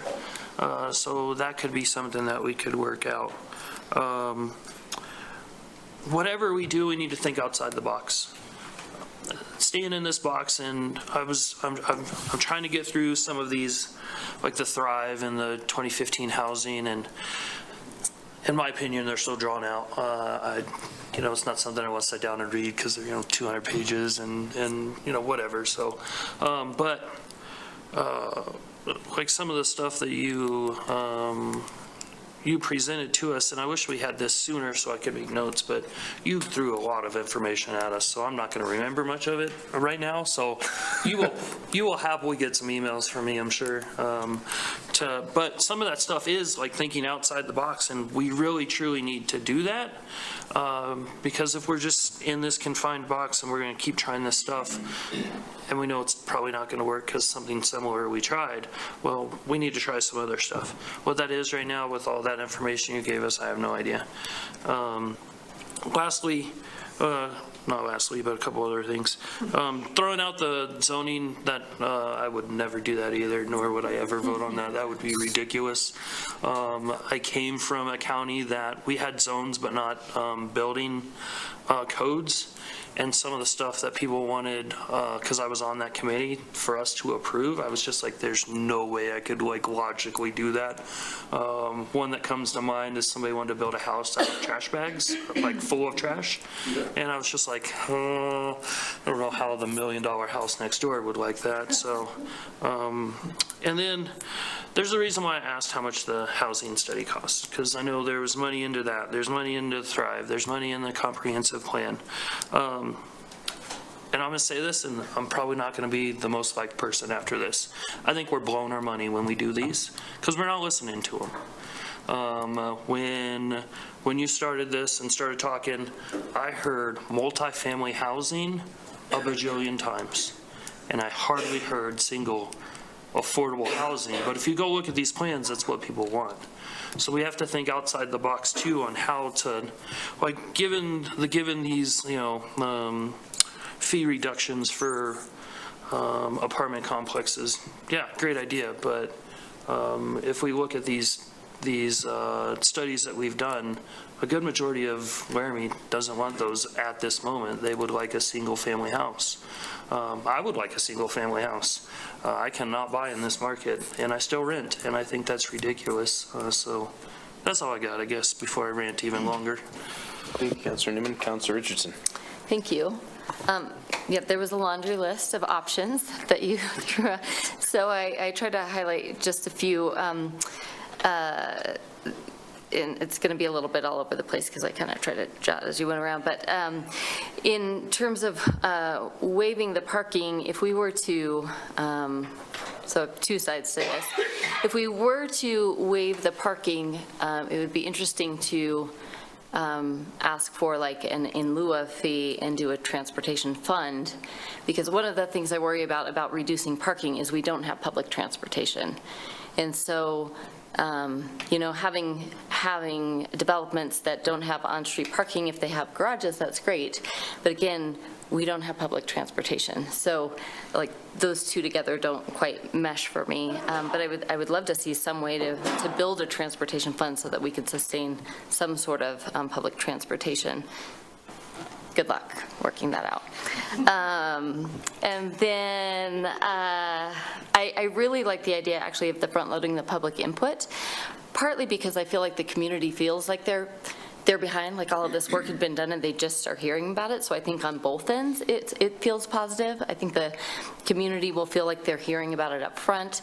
The developers will be getting that feedback earlier. That seems really promising to me. Sorry, I had something else here. I also like the idea of incentivizing for smaller houses. I mean, currently, from what I have read, the trend is moving towards smaller units anyway, smaller houses anyway. So incentivizing for those, and then perhaps to offset that, because all of these things I'm thinking about, like how do we find the money to incentivize these developers. And so could we increase fees for those I don't want to just say, no, you can't build large. I mean, these people I think people have some room to do what they want on their property, but perhaps you increase the fees for larger builds. And then there was one other thing with upfront waiving fees for developers and then they pay them back later for the upfront cost thing. I think that's it. Thank you. Thank you, Councilor Richardson. Councilor Gabriel for first time questions, and then we'll go around one time, I suppose, first. Derek, I appreciate all of the things that you brought up for council to consider, because it ultimately is going to fall in the city council's lap on some of these ideas. But for you to bring them I mean, there's the whole gamut of things.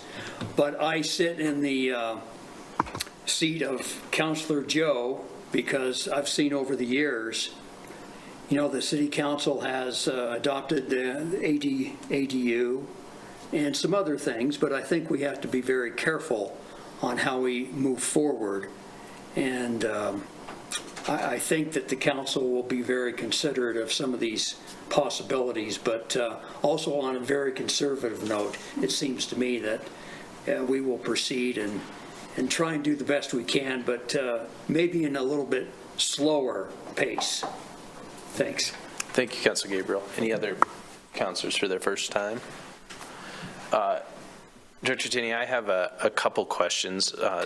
My first question is, what is the success rate if you step down from sort of like the plat level to the individual sort of like folks apply for a building permit? How does it continue to be? Because I know it's something like 95% of plats are approved, something kind of absurdly high, which is great news, right? But I'm curious how that goes when you step down.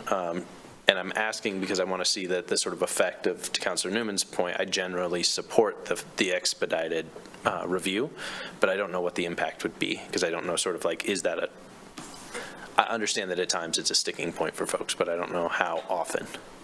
And I know you probably don't have a statistic on top of your head, but. Actually, I don't have a snow. So I was like, I'm actually going to be pretty impressed. I wish I could predict every question I was going to get at council. Here's what I would say is I don't have a statistic to give you in terms of like someone comes and talks to us about a permit and then it actually gets approved. I would say that very similar to what we do within like the planning department is we do our best to coach people that come into our community that want to do something to get them to the end result. Now, I'm going to be honest, we don't always get to tell them the answer that they want to hear, right? Like sometimes we tell them things that they don't know about. Sometimes we tell them that there's more or less to what they need to do to get them, and it doesn't make sense for them to keep going with the project. That happens at the building permit level as well. People come into our office to do consults with our staff all the time. And some of those conversations are, oh, you're on the right track. Looks like you're doing the things you need to be doing. Other times, they find out that they need to do a lot more than they ever expected, right? And so what's hard to quantify in that is, I'll tell you, very few people submit a permit and it gets rejected, right? There's comments almost on all permits, they need to make corrections. Most end up at least getting approved, but usually the ones that are difficult or have issues with it, we're a lot of times catching those at a consult level before they even submit. So you're not like getting that like impactful number of like, we did 1,000 consults and 900 of those resulted in approvals or anything. Like, it's really hard to quantify that. I mean, we could take a look at some of our numbers and see if we could try to like dig into that and see what we're seeing there. But I think because of the size of the community we are and the availability of staff to actually do those meetings, we really help people get either out of the game so they don't spend a bunch of money hiring a contractor and drawing up plans for something that will never ever get approved. We're usually catching that way beforehand, which I think is a good thing. I think we want to try to do that. But remember, not all communities can do that. And as you continue to grow, a lot of times your direct availability to staff is limited just because you just don't have the time. You don't have the number of staff to meet with 20 people that come in every single day wanting a consult, right? So it's kind of the best answer I can give you for right now. Yeah, thank you, Director Tierney. And the other question I had before I have some comments was just about apartment buildings being built with our reduced parking requirements. Have we seen any? I know you mentioned some plats or some projects that have been approved, but I don't know if we've seen any built. I'd be just curious to see what sort of like the lay of the land is in apartments with reduced parking. Yeah, where we've seen that encourage development, we had an affordable housing project that actually just didn't receive their tax credits from the state. That was really grateful for the parking reduction and really kind of made their project make sense on the size of property that they needed to buy. They were able to buy less property. It would have been from us, actually, but use less space so that they could use more of their capital to actually put more units on the property. The changes resulted in more units. We know that number was going to get more units out of it. We've seen it on a few smaller projects, like, think like a 6-plex or an 8-plex unit. It's only saving maybe 2 or 3 parking spots on a project like that. But what it is it's saving enough space where they actually can fit on a smaller piece of property and making the project more feasible. Like, is it making a noticeable difference in the number of cars in the area? Not really, especially on those smaller projects. And then we have a few projects that people are exploring with us right now. They're talking to us. They've had maybe a meeting or two. We just received one actually this week that is 100% maximizing the number of units on their property and putting in the minimum number of parking spaces because it makes the project work. And they've told us that. They said that's the reason why they're doing it, period. So it's only a few examples, but it's real examples for Laramie. Okay. Yeah, thank you. So, and I'll hold on to my comments, I suppose, for a minute. Councilor Pierce? Yeah, so Second what, time. do you know what the median age is of our current housing stock? I want to say I don't know what it is. It's old, yeah. I think it's in our 2015 housing study. They did an age calculation, but I don't have it right here. Maybe Janine's looking it up while we're doing this, but so. The house I live in is like older than me, so they're old. Yeah. So it's old. All right, other questions, council members, before we go to the public?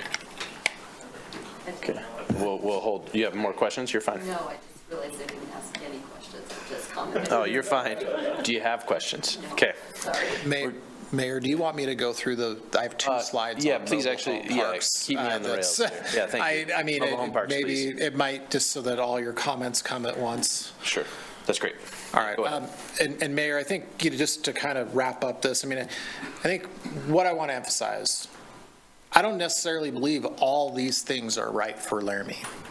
However, I think I'm not doing my job if I'm not at least telling you what places are doing to change housing in their community.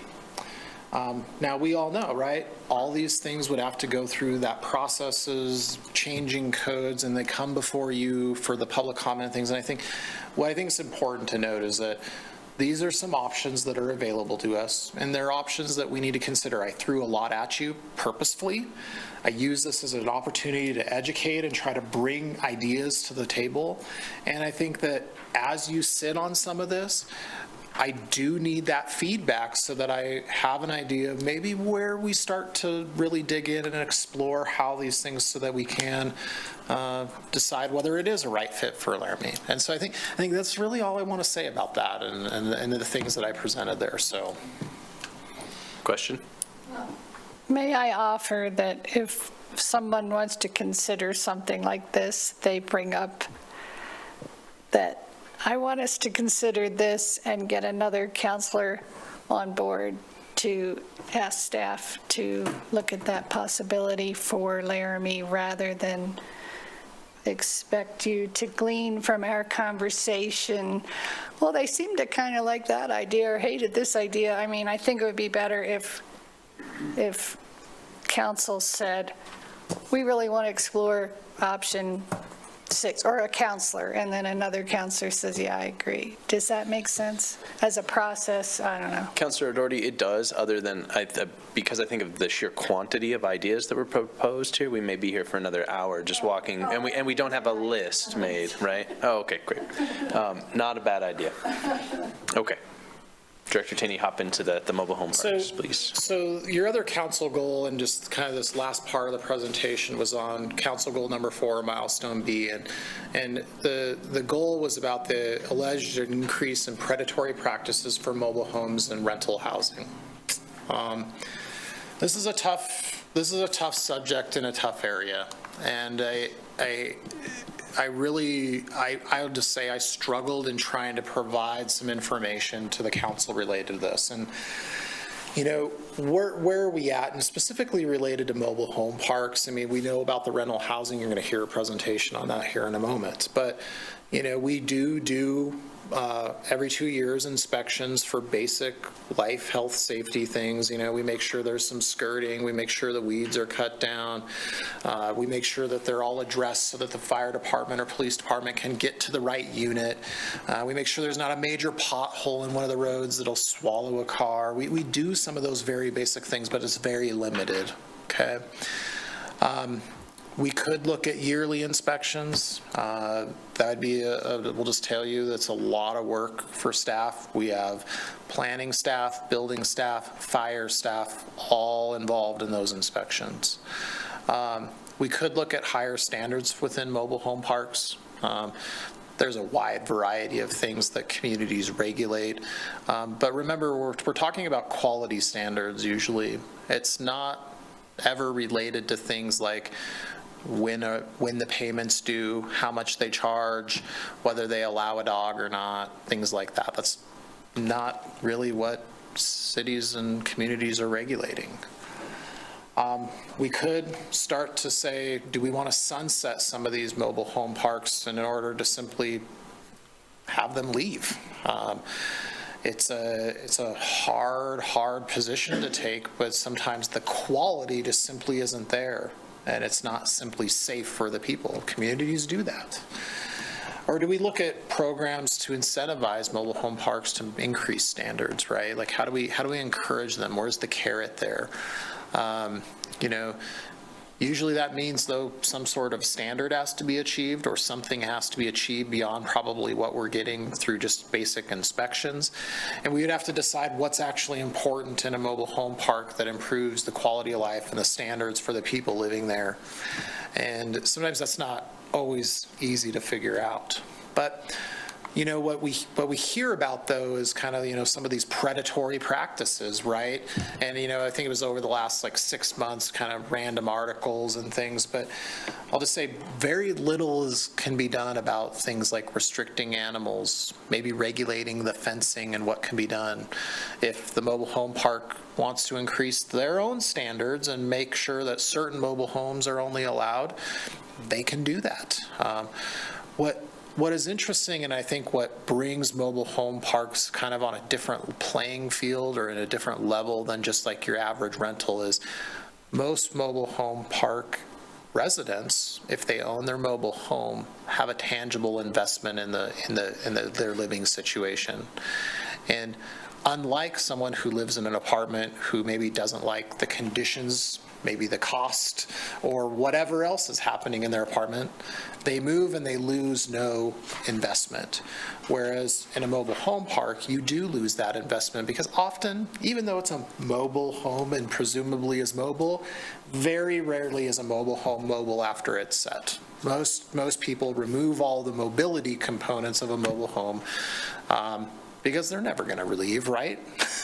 Well, that's actually not the case, right? And that's where you see this impact really increasing when these other things change, whether it's even just increasing lot rent or things like, you know, restricting the number of animals you can have and affecting your quality of life, right?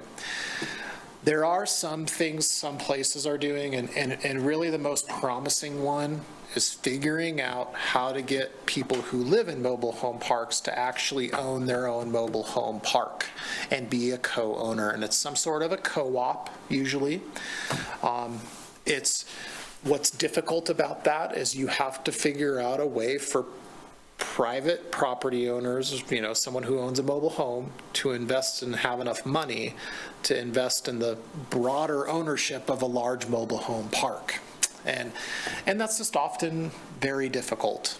Many of the people that are living in mobile home parks have simply a lower income, and they can't afford that. They can't afford thinking about investing in a mobile home park and being a part owner, but there are mechanisms and ability to set that up, and some communities are using that to kind of help.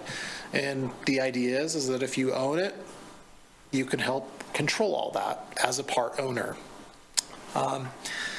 And then, do you look at, maybe some other types of codes that, like I mentioned before, about restricting or making restrictions, but you're going to be pretty limited. Not everything's within our control.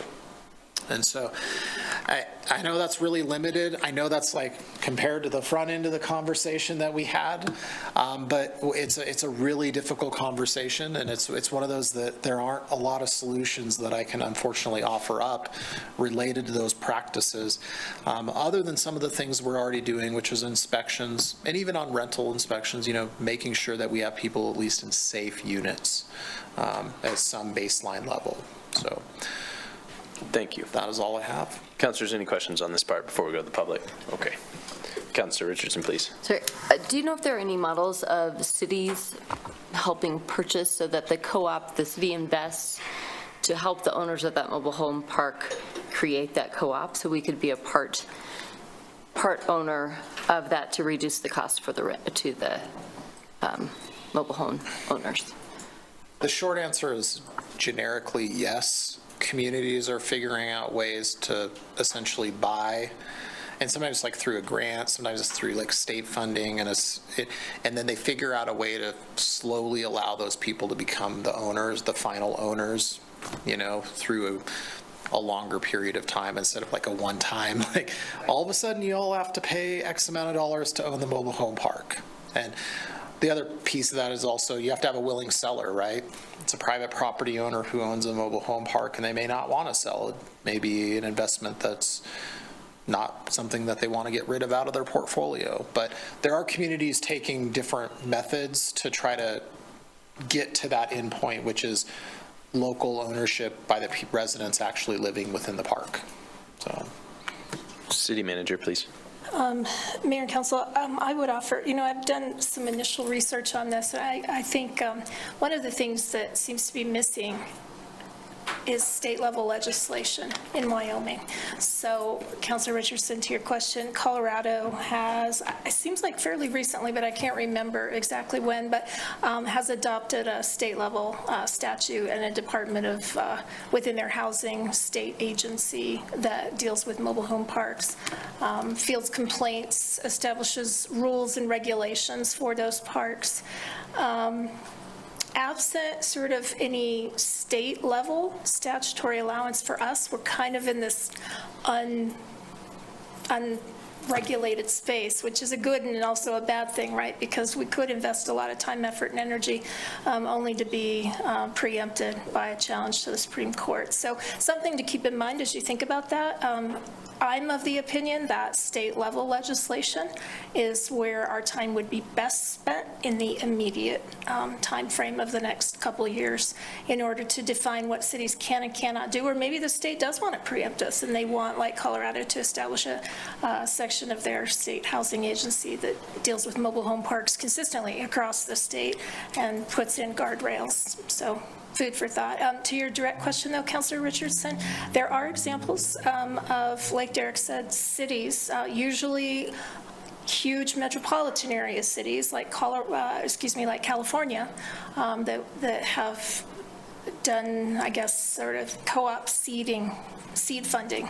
So I've read about some of those things, and you're seeing a lot of that in Colorado as international corporations or national conglomerations are purchasing up mobile home parks, seeing them as a huge investment opportunity. Thank you, City Manager. Any other questions, Council? Okay. last thing on the very bottom here is that publication that I mentioned earlier from the National League of Cities and American Planning Association. It's a huge document. I mean, but it's got a lot of just more and more ideas, more ways, but a really good document to just kind of take a look at and allow you to kind of think about this topic. So, thank you, Director Tenney. Appreciate that. All right, we're going to turn it over to the public. If there's members of the public that wish to speak to either the housing or the mobile home section of this, please go ahead and come forward in the room or raise your hand if you're on Zoom. And I'd just ask, because folks may have interest in talking about rentals, we do have another work session about rentals. So if it's specifically about housing, please come on forward.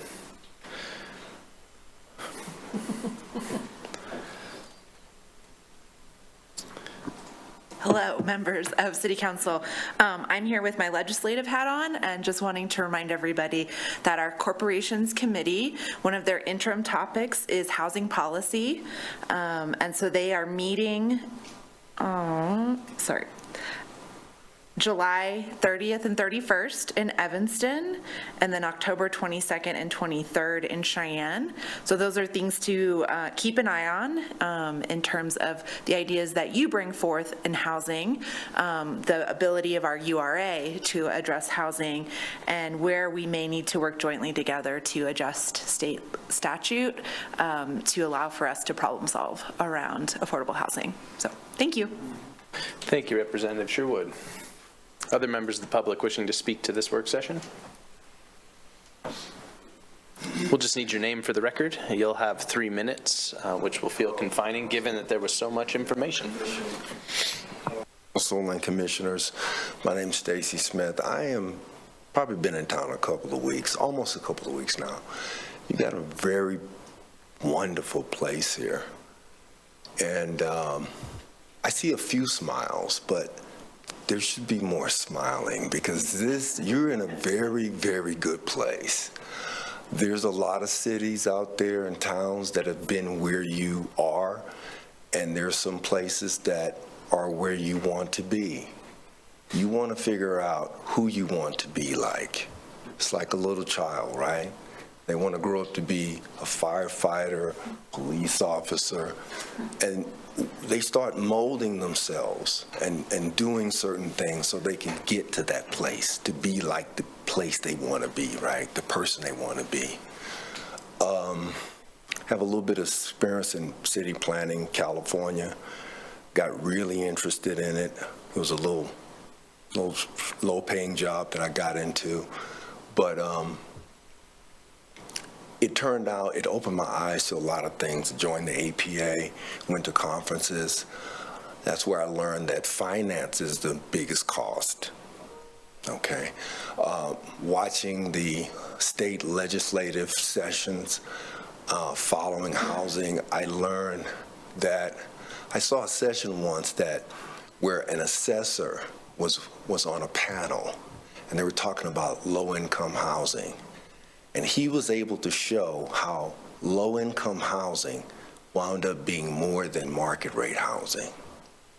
And it turned out that there was a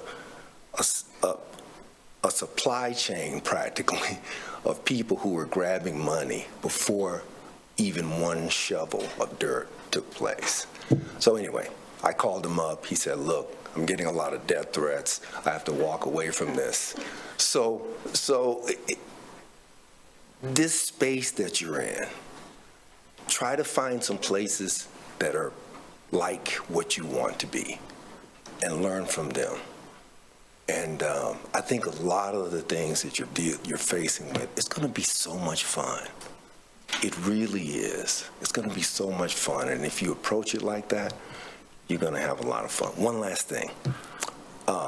In California, the Housing and Community Development, HCD, after I kept doing research and getting connected with all these different people, I met a man who had a journal, and he had studied housing production in Japan. In 1985, Japan had factories that could build 3-story homes in about 2 hours, 3 hours. Okay. I call HCD. They said, we have no one that knows anything about automated home building. It's still the same. Thank you for taking time to bring comments to us this evening. Sure appreciate it. Mr. Schuster, welcome. Thank you. My name's Brian Schuster. I'm going to throw some questions out too. I know they don't have to be answered, but still going to send them out there. We've had 2 mobile home parks that have been removed, and I see that happening a lot more. Why? We talk about a shortage of property. Those would be the cheapest properties to pull up and get rid of. Joe was on there with one of them. We had where the Holiday Inn currently is.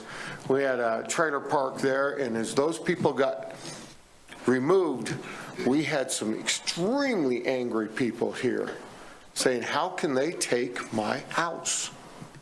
Because that was theirs. So it was removed and no longer there. Where Northridge Liquor was a trailer park.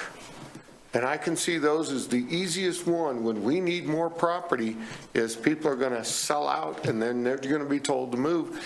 And half the trailer houses where the Holiday Inn was were not in any condition to ever move, because we do have a standard here. If you're going to move a trailer in, and it was a HUD standard that the trailer had to be X amount of years or newer. But once it's put into a trailer park, then it can be. Of all the funniest things was, Prairie's Edge is listed as a trailer park. And they have nice distance between their units. They have double car garages. They have nice driveways and everything. But that's considered a trailer park. So I wondered if everybody knew that. I had one other note. Sorry. Yeah, at one time, the current owner of Prairie's Edge was ready to get out of business, and he was trying to make a proposal that everybody had to buy the property underneath their property. Right now, those modular houses are put on a foundation, and then you pay a monthly lot fee for the grass around you to be watered and mowed and everything, because they take care of all that for you. Okay? But that's everything on that, but I thought I would comment on that. Housing, it's going to be tough. I know several contractors, and they're not happy. They say there is too much regulation. So I know one group says this way, and one group says that way, and it's kind of when we have something that goes wrong, one person blames hardware and one person blames software. And I watch it happen all the time. Thank you. Thank you, Mr. Schuster, for taking time to be here. Other members of the public wishing to comment, go ahead and come forward or raise your hand on Zoom. Seeing none, I'll close public comment. Back to the council for any comments. Councilor O'Doherty, I might just go around. Okay, I just want to make it clear, I have no appetite for getting rid of all the zoning, and I don't think anybody here does, or I doubt many people do.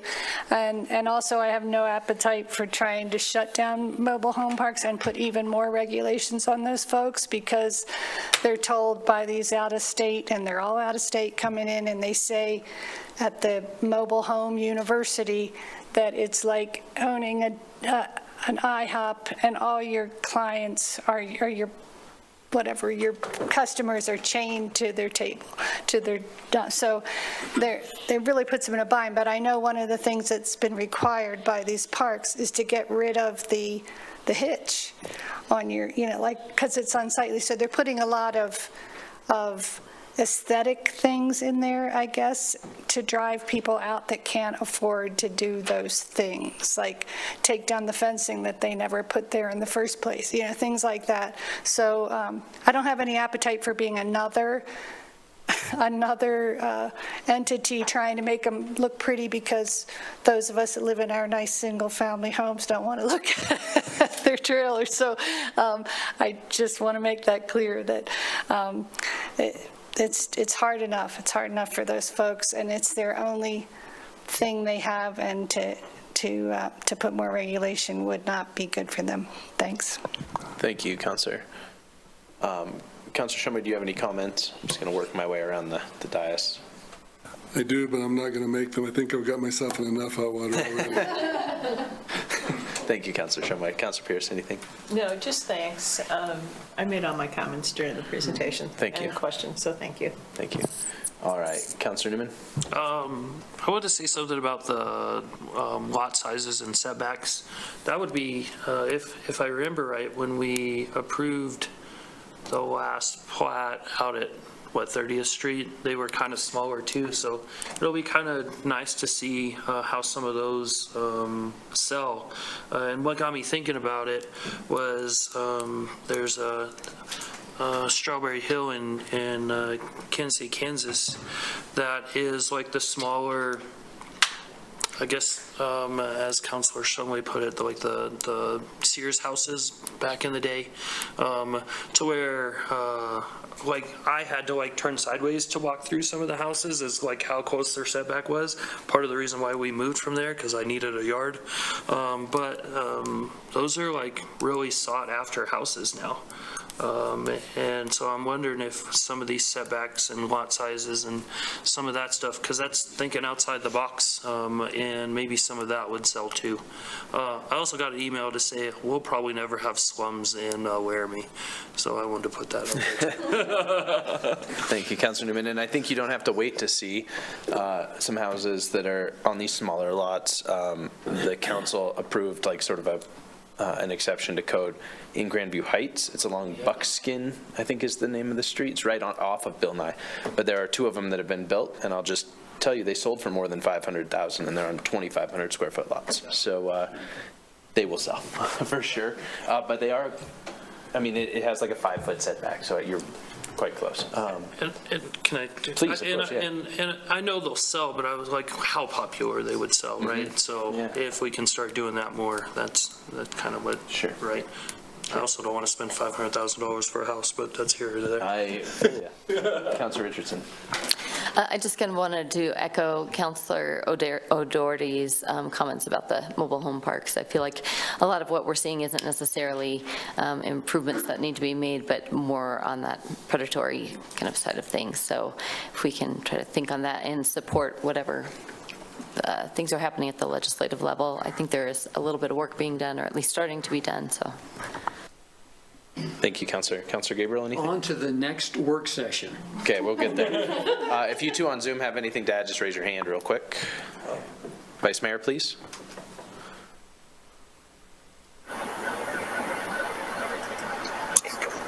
Thank you, Mr. Mayor. I just wanted to chime in with City Manager. As Councilor O'Doherty and I have been working with the vulnerable adults work group regarding housing, we really have come to the realization that at the root of many of the issues is the need for legislative change and action. And I know that our representatives, Sherwood, Chestick, and Provenza, are all working on that right now to try and promote changes that offer some level of protection toward housing and toward renters. The second thing, I just wanted to, I've been thinking about Councilor Shumway's remarks, and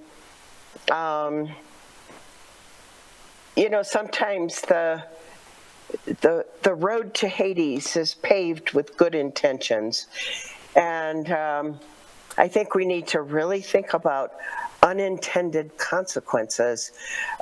We may intend to have positive and helpful changes, but sometimes down the road, it can actually be more of a mess. And I just came back from a family gathering and have a niece that lives in a 700-home, lovely subdivision, but in order to build it, they did not install sidewalks. And now you have these young families with all these young children and no sidewalks, and the HOA is really having to work to try to figure out what to do. And they're having to go through just tremendous amounts of work. And it looks like they're going to have to install sidewalks now years down the road because of the safety hazard to children and families and older people trying to walk. So the more I hear about housing, the more I realize what a very complex issue it is. And Director Tini, thank you very much for the work you put into this. It's been helpful. Thank you. Thank you, Vice Mayor. Councilor Gabriel, I apologize, but I have some comments to add too. I think I think that like the 30,000-foot view of my opinion on a lot of these is that I think the things that are more focused on sort of allowing developers more opportunities to try things are more compelling to me. The city owns land. I think the land banking concept makes sense, or the partnership idea makes sense on land we own. I mean, we're trying it on North 4th Street, and I think that's wise. I mean, it gives us a chance to sort of shape things in the public interest. But I really like a lot of these options that you provided, Derek, for things that are, sort of like cutting the red tape at the city, for like the sort of easy way to say that. And specifically, I think the housing in all zones makes a lot of sense as a conditional use, right? Because that builds in a public process for the public to sort of, if they don't want that next to their whatever B2 use is, or I guess it would be maybe like a commercial or industrial zone, because B2 is allowed. So if it, it builds in some of those protections, and to that point, I thought that front loading was worth considering. I mean, I think we just watched that process work tremendously well for sort of like bringing the public at the very beginning of a project before the developer had put a pile of money into a development to see if it was tenable, and it wasn't, right? And so that the council did not move forward. I think there are ways that we could do that differently, but I think that process, seems like it works. So I think that might be worth us considering. And then I thought the incentives for infill were pretty smart, right? It costs the city less money when there's infill.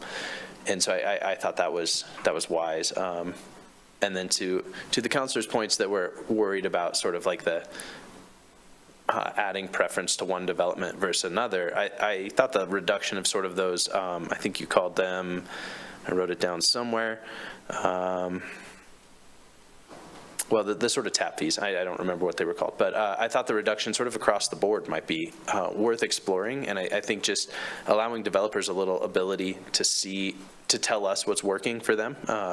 When you look at the zoning map, right, like developers as they annex in, they aren't requesting single-family zones, right? You don't see that very often. They're requesting R2 or R3 almost always, because it has those more, I would assume because it has more flexibility. And so I think we could probably get a long ways by just seeing what they want to do, and finding ways to sort of get out of the way as the city. And then the last comment, I mean, I have like 10 more, but I'm going to leave everybody alone, and I'll email you some other time. But, I thought those, if we can find a way to fund infrastructure more fully or reduce the requirement on infrastructure, I think that's worth considering. I would say I don't like the no sidewalks thing, because we are dealing with that in some neighborhoods already, and people have the expectation of being able to walk their stroller on a sidewalk, as an example in my life right now. And obviously that's a state conversation, but because Representative Sherwood's in the room, I'm going to mention it. But I do think that would be extremely helpful in us moving some of this forward. Otherwise, just thank you for more to think about than I ever needed, but we'll figure out how to move forward from here. All right, Council, I'm going to go ahead and then close this work session for Councilor Gabriel. And we're going to move on to our next work session, which is, yeah, we'll take 5 minutes, folks. All right, 8:16, 8:17, everybody's back.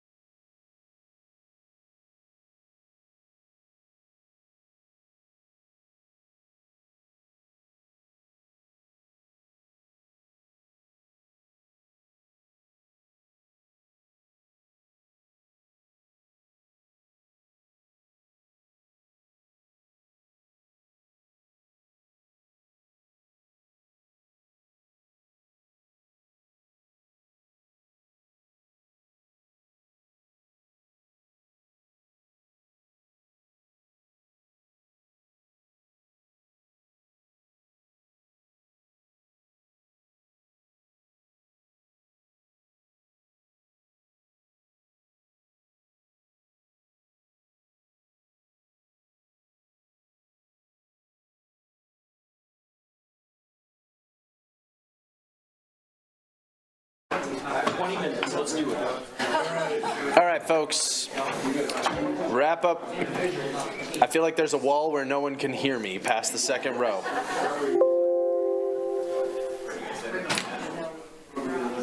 Thank you for being here, Fred. All right, folks.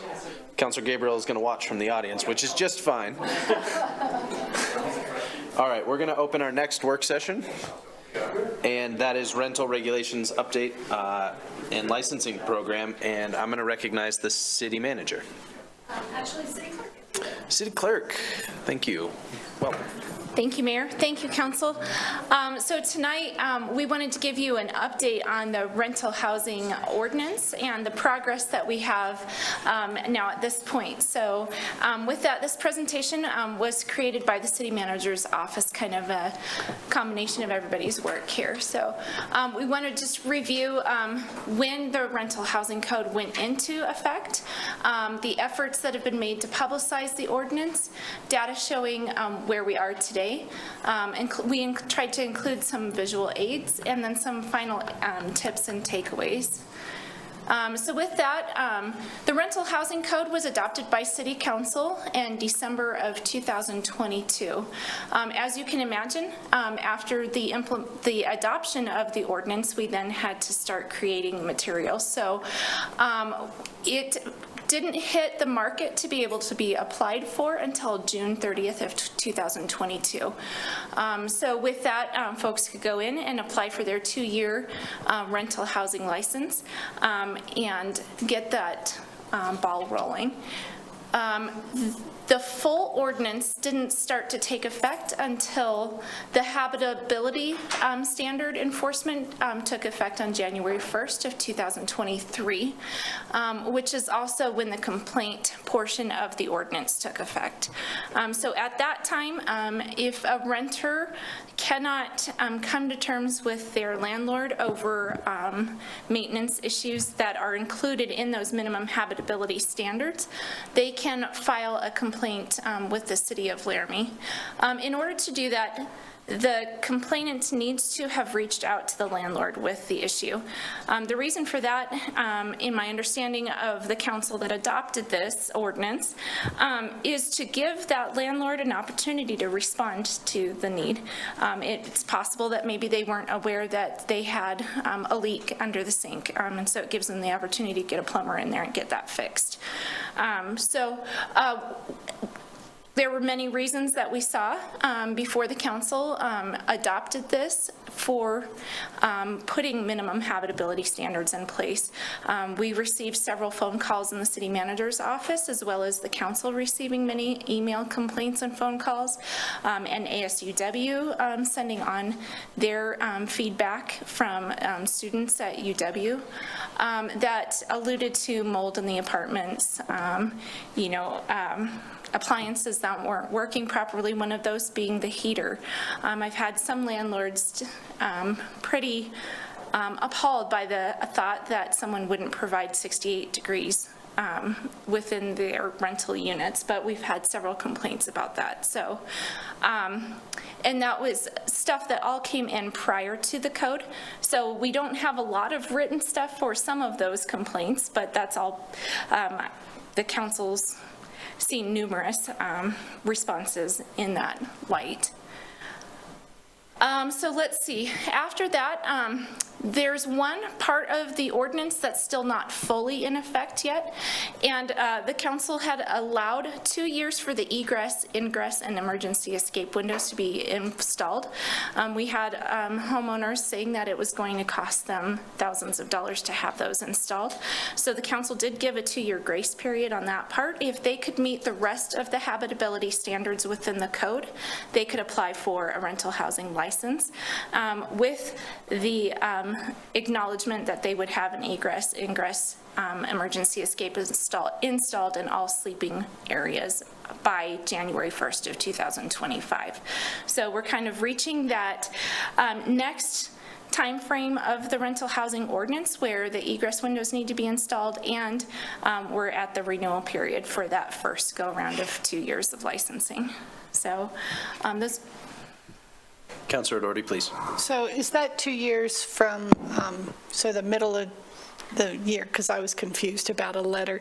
So, because, and I also have no concept of time. So we started in 2022, so it's June of 2024. If people paid in June, then it's, or is it the calendar year? So that's a great question, Councilor Doherty.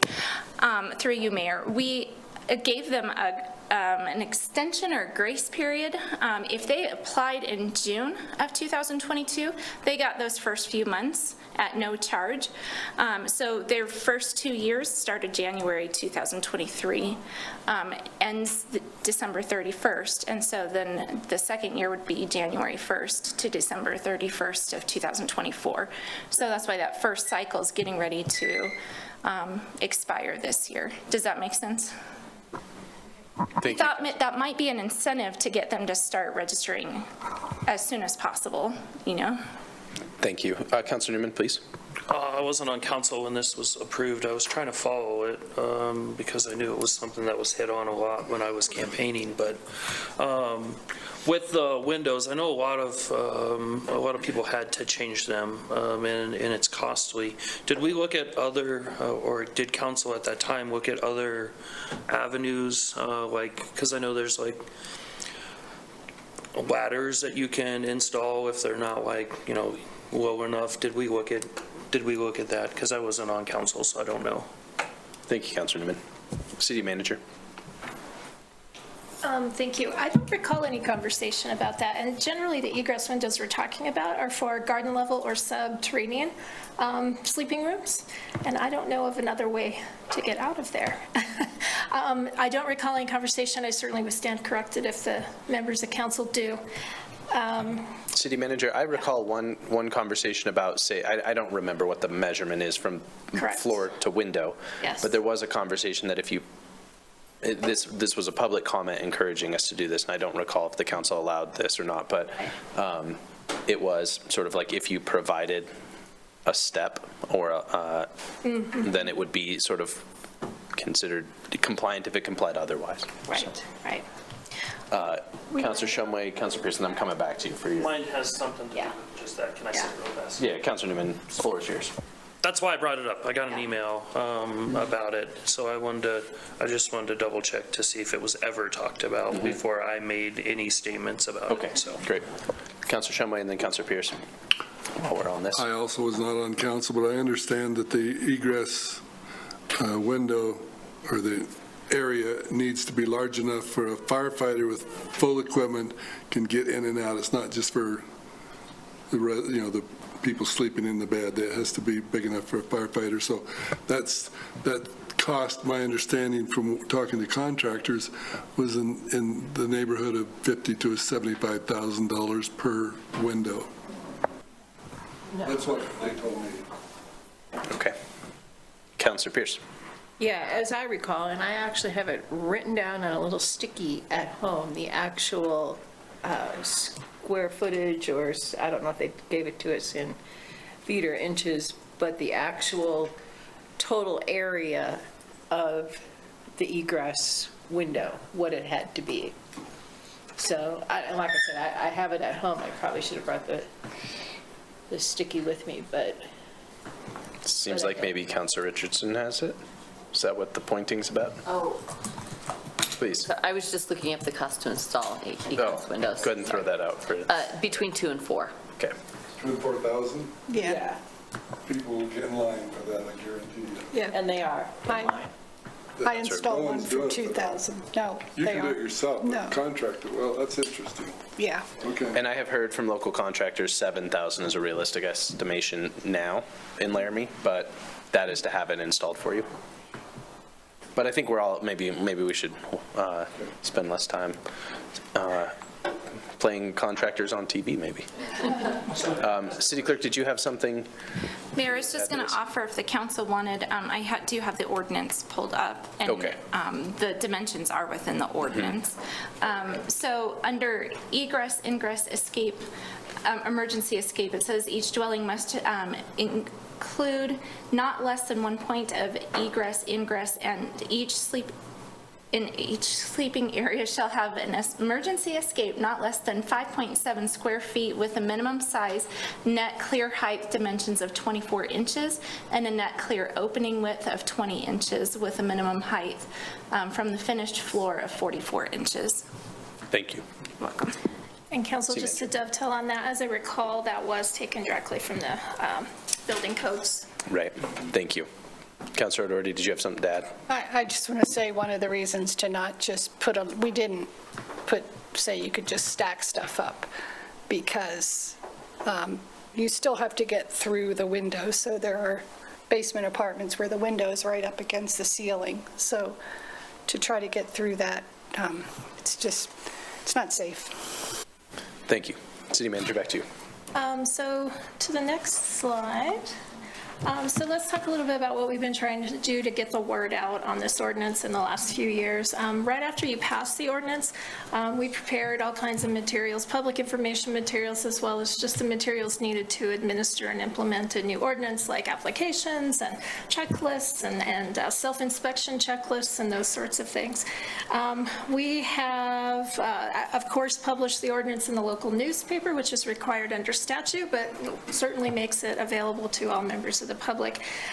We included early on in February, March, and April of 2023. Is that last year? That is last year. We did about 23,000 notices through our paper utility billing notice over 3 billing cycles.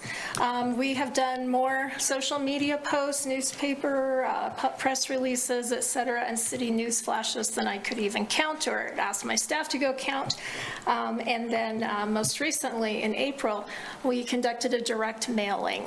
How we completed this direct mailing is we visited with the county assessor's office, and they, as a part of keeping track of properties in Laramie, designate certain properties as rentals and others as owner occupied.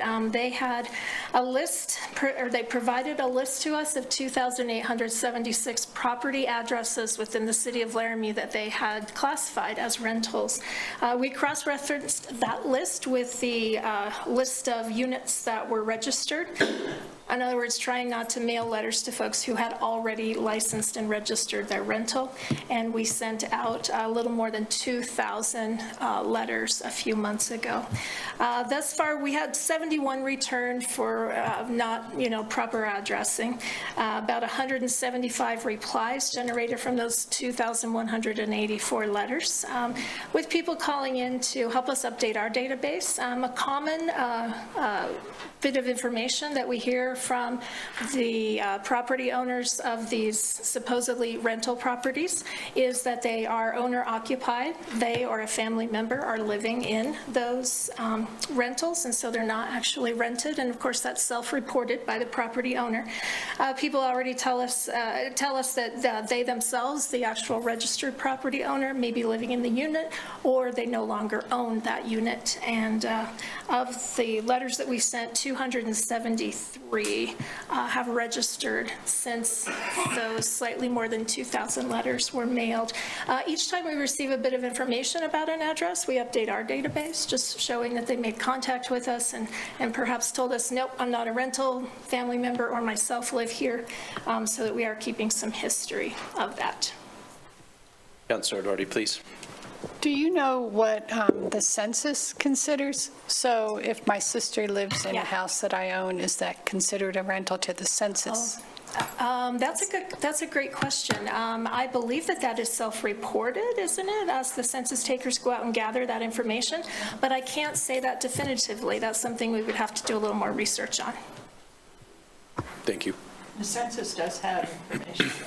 What they have, I don't know exactly. Mm-hmm.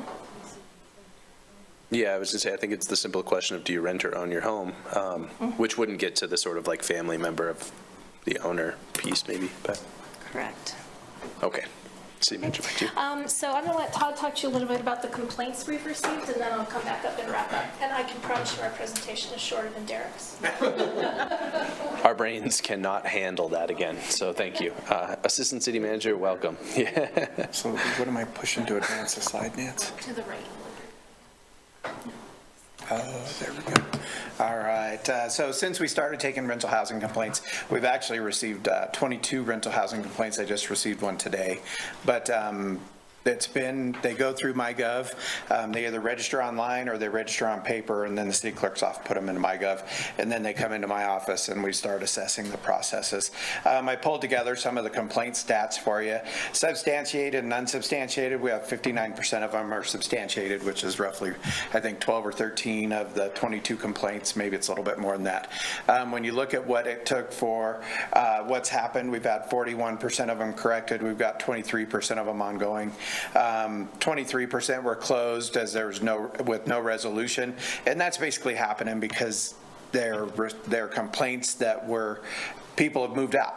They're no longer party to the rental agreement. There's not anything for us to be able to resolve is what's typically happening there.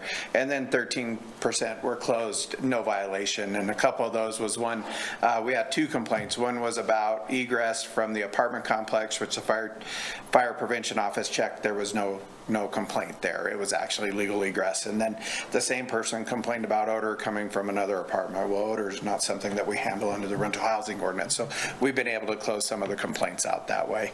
When you do Please, Counselor. Just want to make this meeting go longer. So the close notes, no resolution. So if a person, you're saying that if someone complains that they no longer live there, we don't follow through to check on that complaint? Most of those complaints were made by somebody that was already moving out, claimed that they were no longer part of active rental registration, which in the ordinance says that they have to be party to an active rental registration in order for the complaint to be, or rental contract for it to be actual complaint. Okay. And is there any follow-up with the next renter? It seems like if a problem existed, if you had leaking sinks or whatever. Honorable Mayor, through you, we don't have who Okay. that is. Okay. We don't have that information. So. Okay. Yeah. But that's That person renter. would then have to complain. Yes. Once they have standing and they're party to an active lease. Great. Councilor Richardson, follow-up? Sorry, no, I need to think. Okay. Yeah, that's great. No problem. All right, Assistant City Manager, back to you. Then I broke it down for you by complaint type. Structural integrity's been 11%, plumbing's 13%, heating 16%, weatherproofing's 11%, security has got some smaller percentages, and they go down and move around and do different things, but through there, pests have been 11%. It's been an interesting process. Some of the property owners that you think might have been hard to contact have actually stepped up and taken care of their pieces. It's actually been nice, but some of the others have been difficult. We've just recently moved one of the rental housing complaints into the city attorney's office because we are not getting any response. And we've exhausted our attempts. They've been served by the police, personally served the letter of violation. There's been no correction, and so now we're waiting the 10 days for correction to get it turned into the city attorney's office and potentially bring that to municipal court. Okay, thank you, Assistant City Manager. Councilor Newman, please. This is just me complaining. When you guys make these slides, could you put the percentage next to like what it is, like plumbing? I'm colorblind. I have no idea which color is which half the time. So like plumbing, I couldn't tell you what color that is up there. If you guys could help me with that, please. 13%. I mean, you two are a good team, but that's a fair request, Councilor. If I am, I'm sure other people struggle. Yeah, that's a fair request. Thank you, Councilor Newman. Assistant City Manager, back to you. With that, we're actually working on a new spreadsheet, or I'm working on a new spreadsheet in my office that'll provide some better tracking. I can honestly tell you that I haven't been great on the tracking coming through MyGov and with workload, but doing the best we can to keep up with how to do this. The inspections are completed with the code administration office only, and that results in a code administration office. A few of the ongoing ones is we have a terrible roof repair that's not code compliant, and the landlord is trying to get the money together to do a full roof. So we keep checking back on that to make sure, all right, what's the plan, what's the plan, what's the plan? At a certain point, I'd imagine that we're going to get pushed to where it's a final notice that it's got to be done, or there's going to be taken to court over it. But we are working with the landlords, and it's been an interesting process, but we're trying to get better as we go through it. Thank you. Councilors, any questions at this point? Okay. Thank you. Thank you, Assistant City Manager. Okay, so Manager, we'll please. wrap up. Program metrics. So fees posted to date through June 1, $158,282.50. You'll see the bulk of that came in fiscal '23, the first year that we implemented, and many of those folks had the 6-month freebie that Nancy talked about. So actually received a 2.5-year permit for the price of a 2-year permit, and they will be coming up for renewal here before too long. As we looked at implementation, we all put our heads together and tried really hard to create history of what it took in terms of staff time to implement this program. I will be candid with you, Council. I think we have underrepresented the amount of staff time, but here's something. We felt we could attest to this because we certainly didn't track it as we went along. And staff time was invested by myself, by the executive assistant, by the assistant city manager, by the city clerk, by the deputy city clerk, and by our folks in the code administration office. So we think we have about 263 hours into implementation of the program. We've had some minor expenditures for the mailing and public notices in the amount of $1,485. And then to the issue of egress, ingress, and emergency escape windows, as Nancy said, that provision of the code was grandfathered by you and will not be enforced until January 1st of 2025. We have, however, seen building permit requests kind of increase for egress and emergency escape windows. To date, we've received 75 building permits since you adopted this ordinance for simply escape windows. It's impossible to know what number of those are associated with this rental housing code. We could assume half, we could assume 60%, 70%, 80%, but I would suspect the majority, a majority probably have to do with the rental housing code. When folks apply for that, we're taking in that application, reviewing it, and then going out to inspect and make sure it was built appropriately. And we estimate about 225 hours of staff time invested just on that aspect. We may see that tick up in these 6 months remaining until the grandfathering provision expires on January 1st. So I wouldn't be surprised if we see a lot more building permits for egress windows in the upcoming 6 months. I was driving, I think, down Grand Avenue a couple days ago, and I saw 2 egress window-sized window wells sitting outside of an apartment complex across from, I think, the dormitories, if I remember correctly, and I thought, I wonder. So we may see more of that. Same thing on 26th Street. 26 too? Yeah, so I think we may see these really take off the next 6 months as people are down to the wire. Councilor Doherty.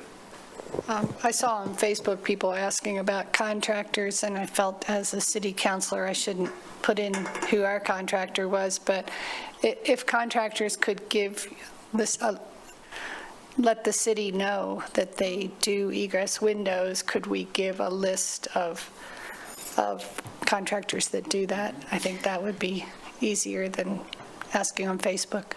Yeah, absolutely. Absolutely. If they want to submit their name to the list of folks doing that work, we could easily maintain that on the code admin website to help people shortcut to professional services for that.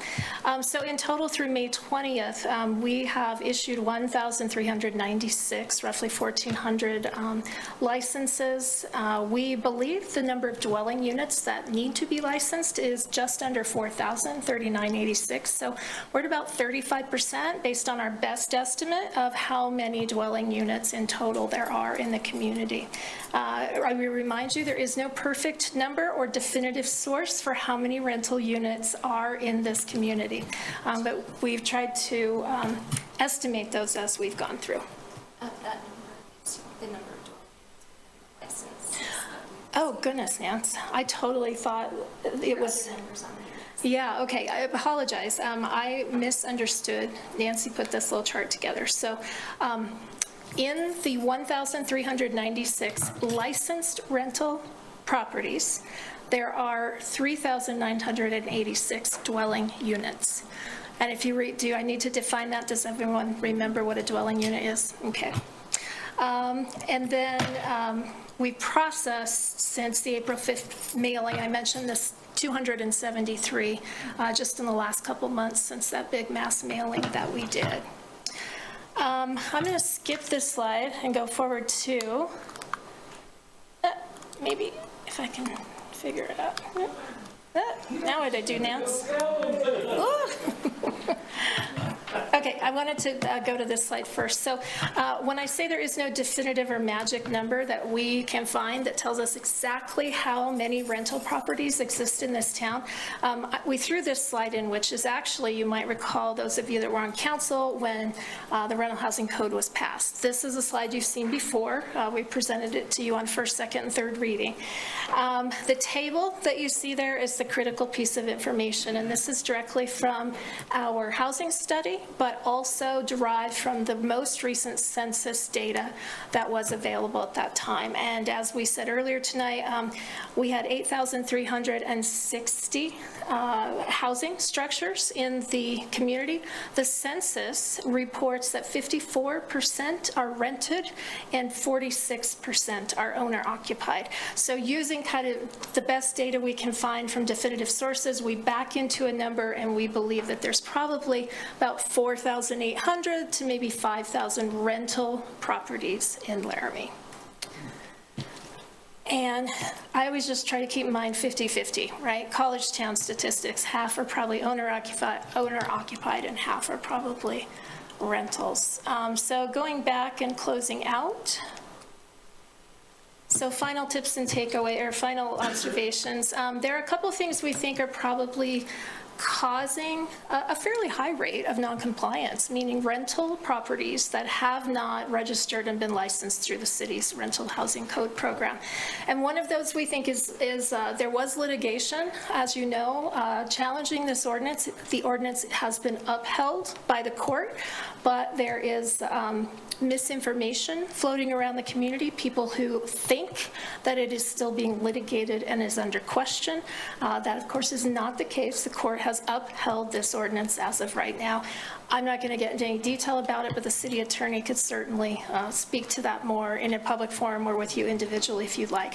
So what we've seen is a lot of people saying, well, the ordinance is still in question, so I don't need to comply, and that is not the case. If you have a rental in Laramie, you need to come and register and get your license from the city and present it to your tenant as well. And then the other thing that we think is probably an issue about surrounding noncompliance is what we would all expect, which is economic factors, and we've touched on that a little bit in talking about the egress window. Certainly there is a cost associated with the egress windows for apartments that did not already have them. That's the reason the city council allowed for a 2.5-year grace period for people to get those egress windows in, and then, you know, we've all experienced living for the last 2 years and seen inflation or difficulties getting contractors and professional services.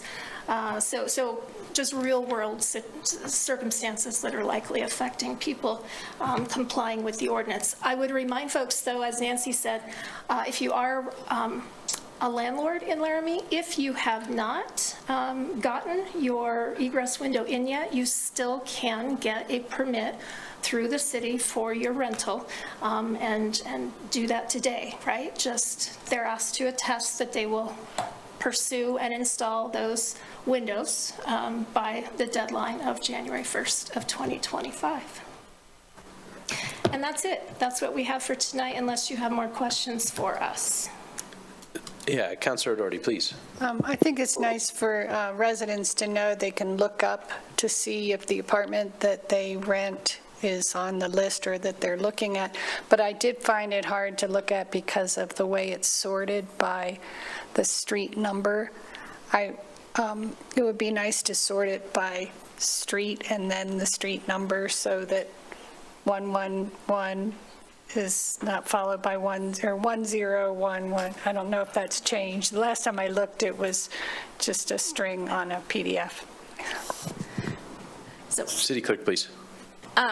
We did have at least one iteration of the list that didn't get sorted by number, and that's how we're trying to do it, only because when the information is entered into the system, it's not separated with, you know, the number and then the street. So there's no way to separate it out in the current data.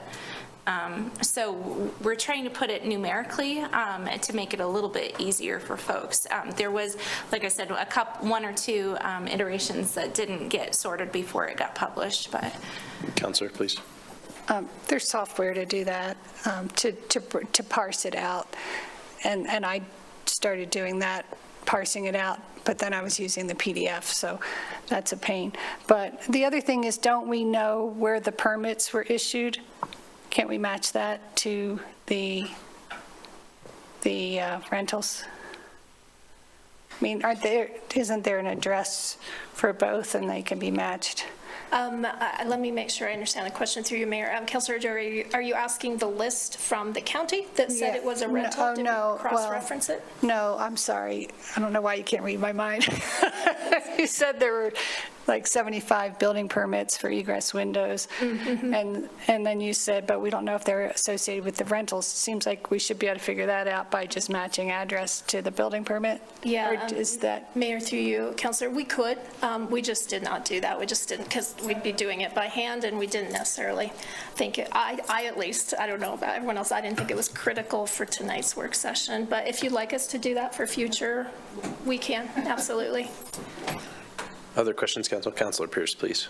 Not so much a question, but kind of in line with part of what Councilor O'Doherty was mentioning, was the ease of using that webpage. It's not really easy to sort, and I think at some point we should have an active and a live sortable page so that people can read it really easily and go, you know, XYZ Grand Avenue, A has paid for their permit and is part of this program, and they've, you know, and to me, it's almost like, I don't know, you know, letting the potential renter know that they've had complaints or they haven't had complaints. I mean, I think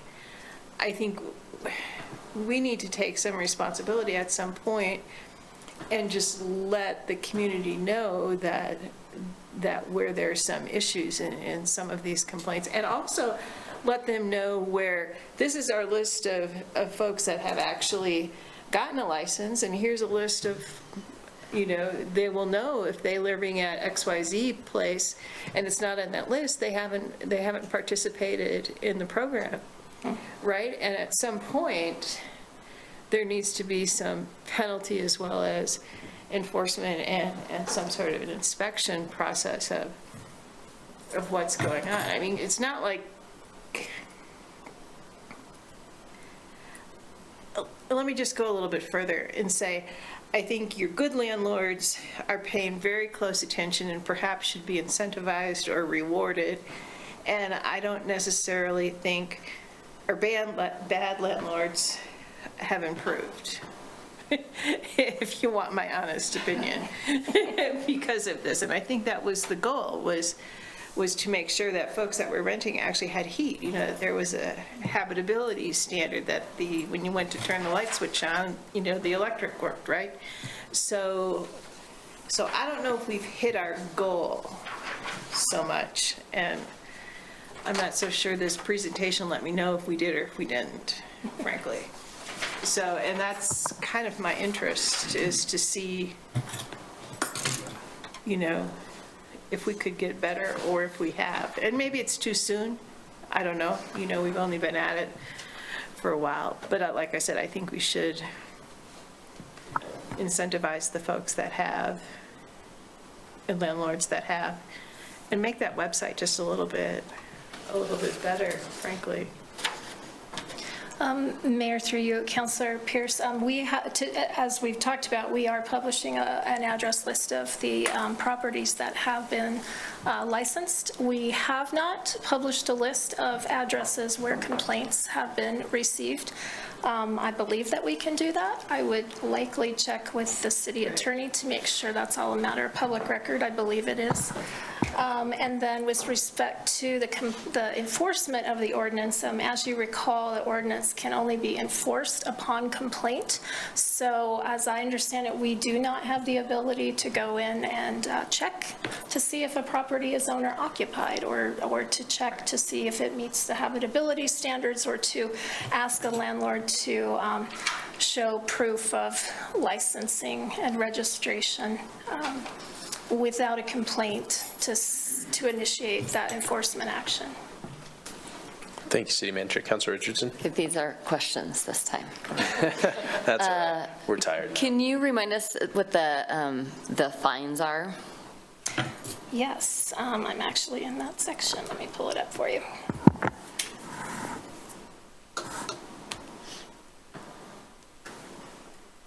Sorry, it's long because there's an extensive due process section, as there should be. So the penalties are in section 8.80.050.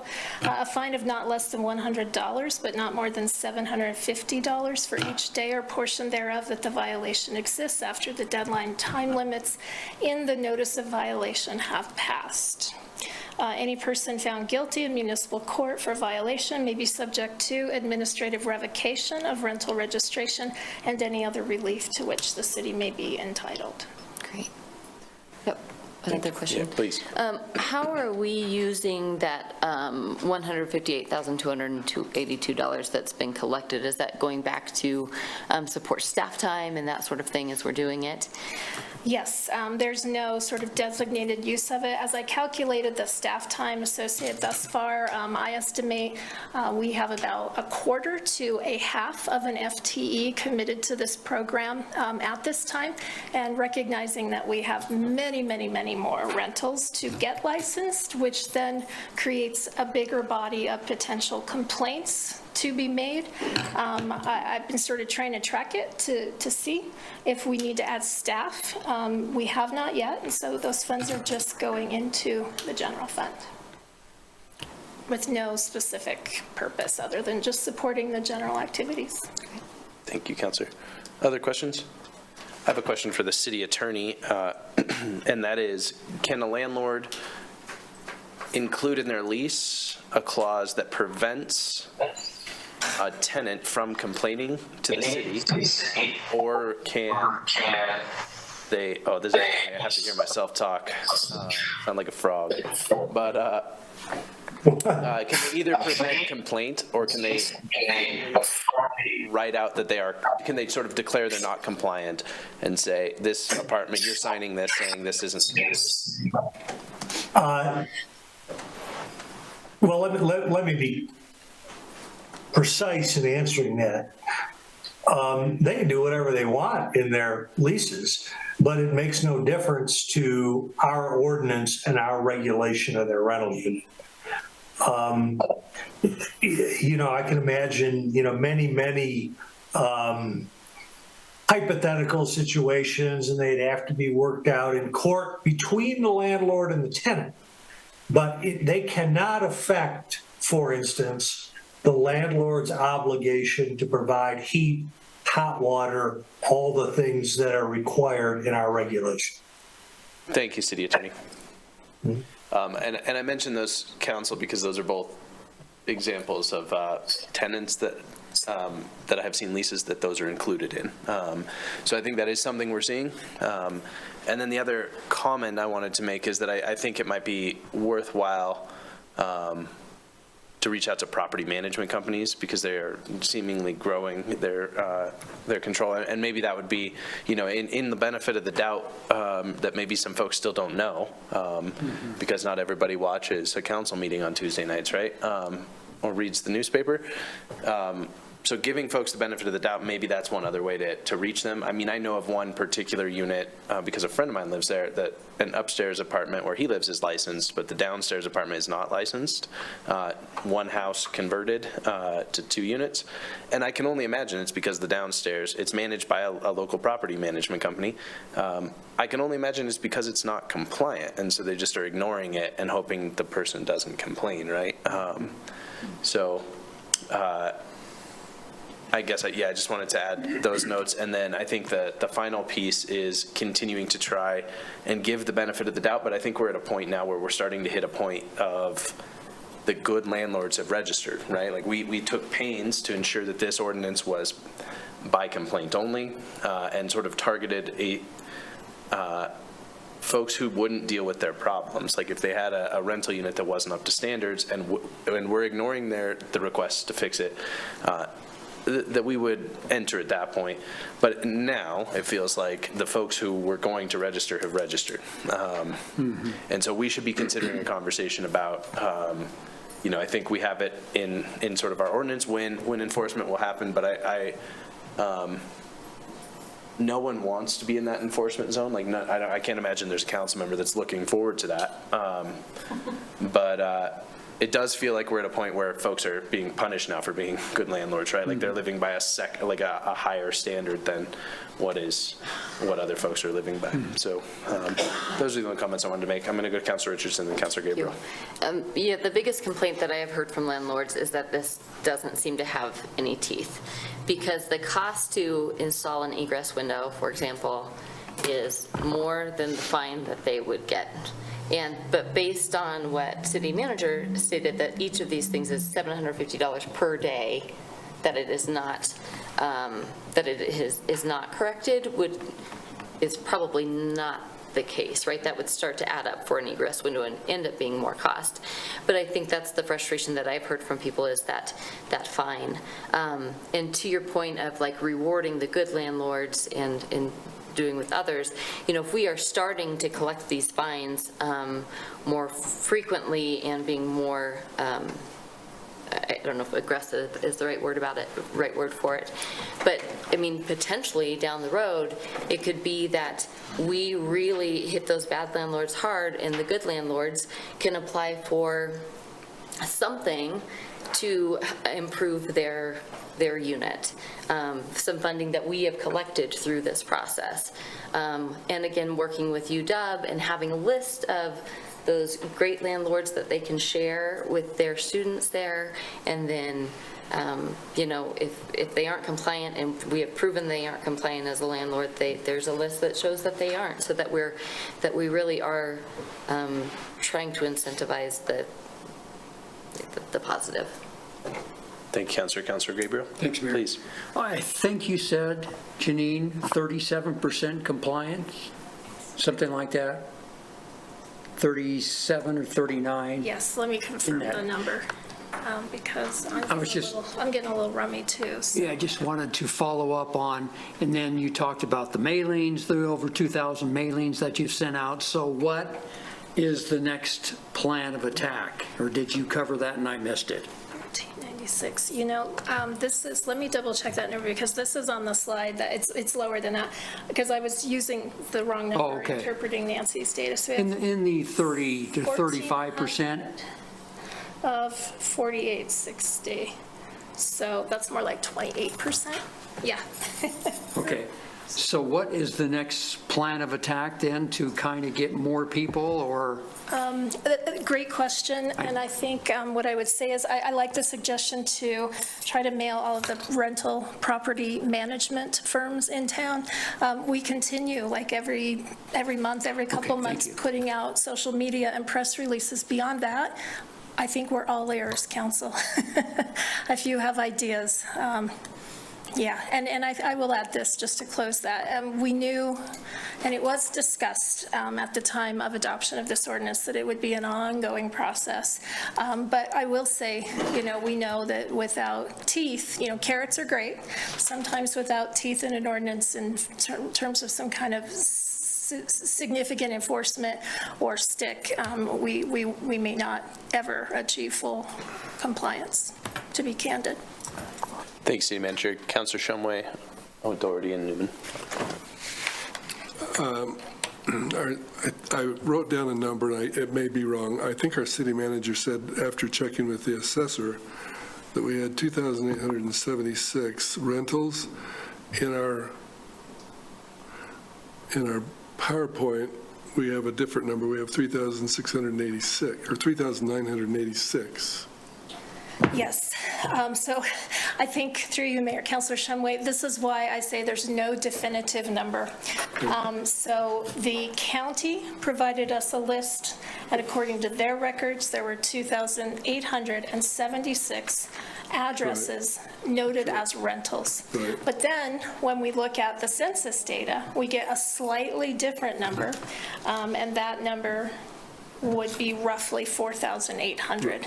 So again, there's no definitive number. We're just trying to get as close as we can, but you're correct. There are different numbers even in this presentation because there's no definitive. All right. Councilor O'Doherty, Newman, Pierce. Oh, so I thought the clerk's slide said number of dwelling units, 3986. I thought you said that's the number of units that are registered. So in that case, we're at about 80 No, that registered. that are dwelling units, because you can have a license for multiple units, Okay. right? So if I had a fourplex and I licensed all of them, it's one license, but 4 dwelling units. Correct. So dwelling units is 3986, which is darn close. Well, it's like 1,000 off from what the census says. And then the census, I think they ask, are you renting, do you own or rent? And I think if you were living in a house owned by your parents or your aunt and uncle, whatever, you would say you rent. So that would be a good question. So I think we're doing a lot better. I think we're at 80%. I hope that you're right. What we're unclear of, though, is I don't believe that housing unit is defined by the census the same as dwelling unit is defined in your ordinance. And so yet again, I wish I could give you a definitive number. It's a strange place to be, kind of going, well, we think it's this many or maybe that many. All right, Councilor Newman, then Councilor Pierce. I have a comment, and I'll wait till... You're fine, go for it. No, I'll wait till after public comment. Councilor Pierce? From what I would like to see or get my hands on the data is the name of the data source, right? Be it census or the county or whatever.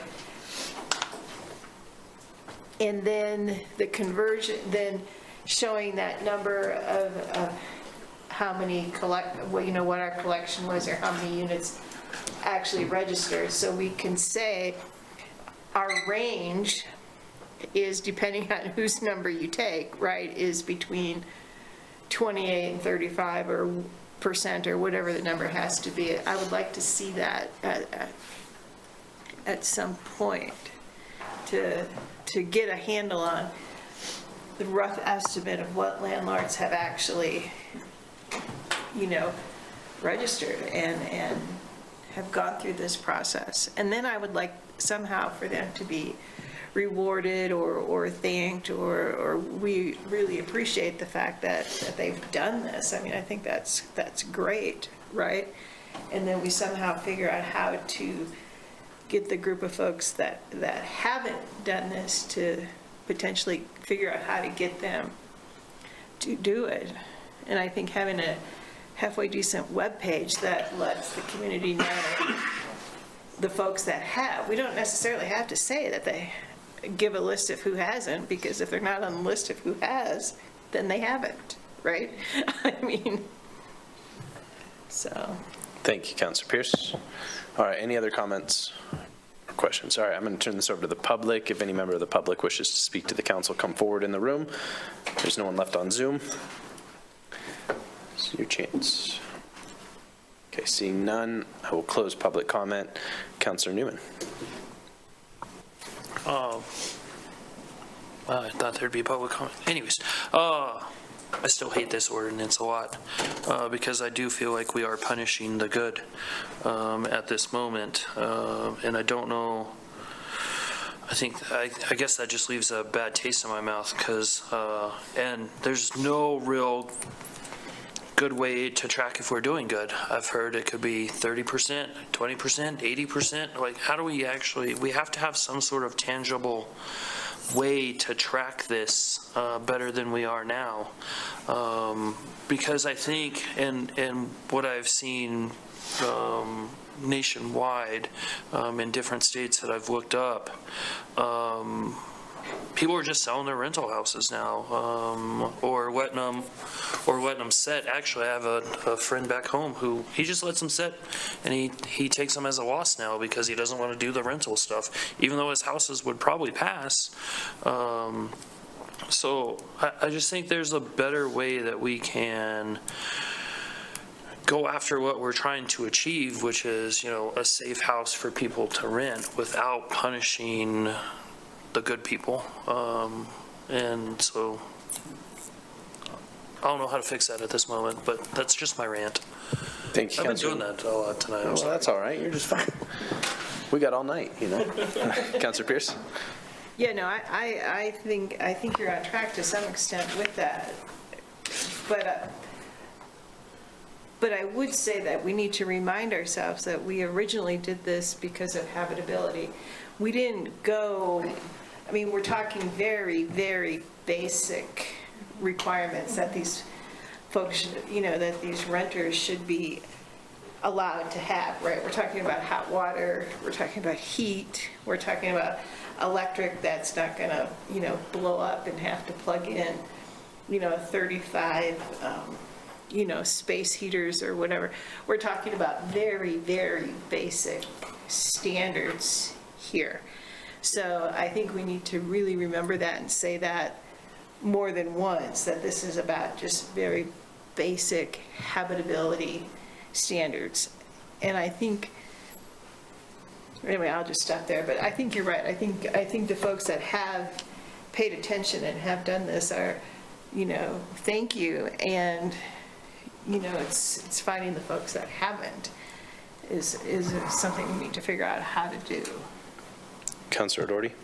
I should have had this at my fingertips, but UW has something to help students, to be good consumers for finding a rental. And if they know that you should check to see if your landlord, and I want to say it is not a punishment. $20 freaking a year is not a punishment. Putting people in a basement apartment that they can't get out of and firefighters can't get in, that's a punishment on the renters. So I'm going to stand by this ordinance. It is milquetoast compared to what it really needs to be, but it's like what we could get done. And anyway, it's not a punishment. I'm a landlord. I have one rental. It's not a punishment, $20 a year. It's easy peasy. Thank you, Councilor. Other comments? Councilor Newman, for a second time.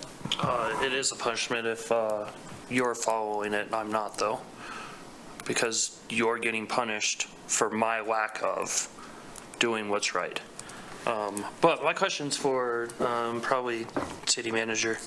So there's a fine for whatever it is, not putting the window in. What if I don't pay that? Like if I'm the landlord, what can you do to me if I don't pay it? There have been no, prosecutions, I guess I would say, in municipal court of this ordinance. Todd alluded to the fact that, one, maybe going that direction where it needs to be referred to the city attorney's office to be enforced in municipal court. What's the time frame on that?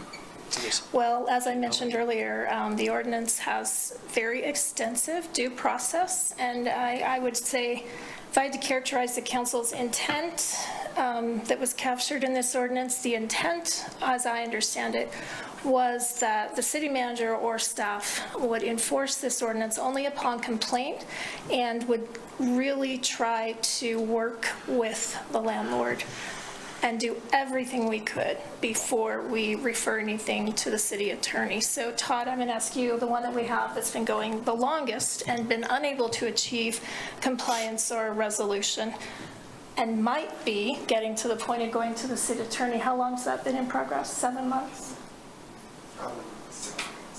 Oh, I'm thinking of your roofing one, okay.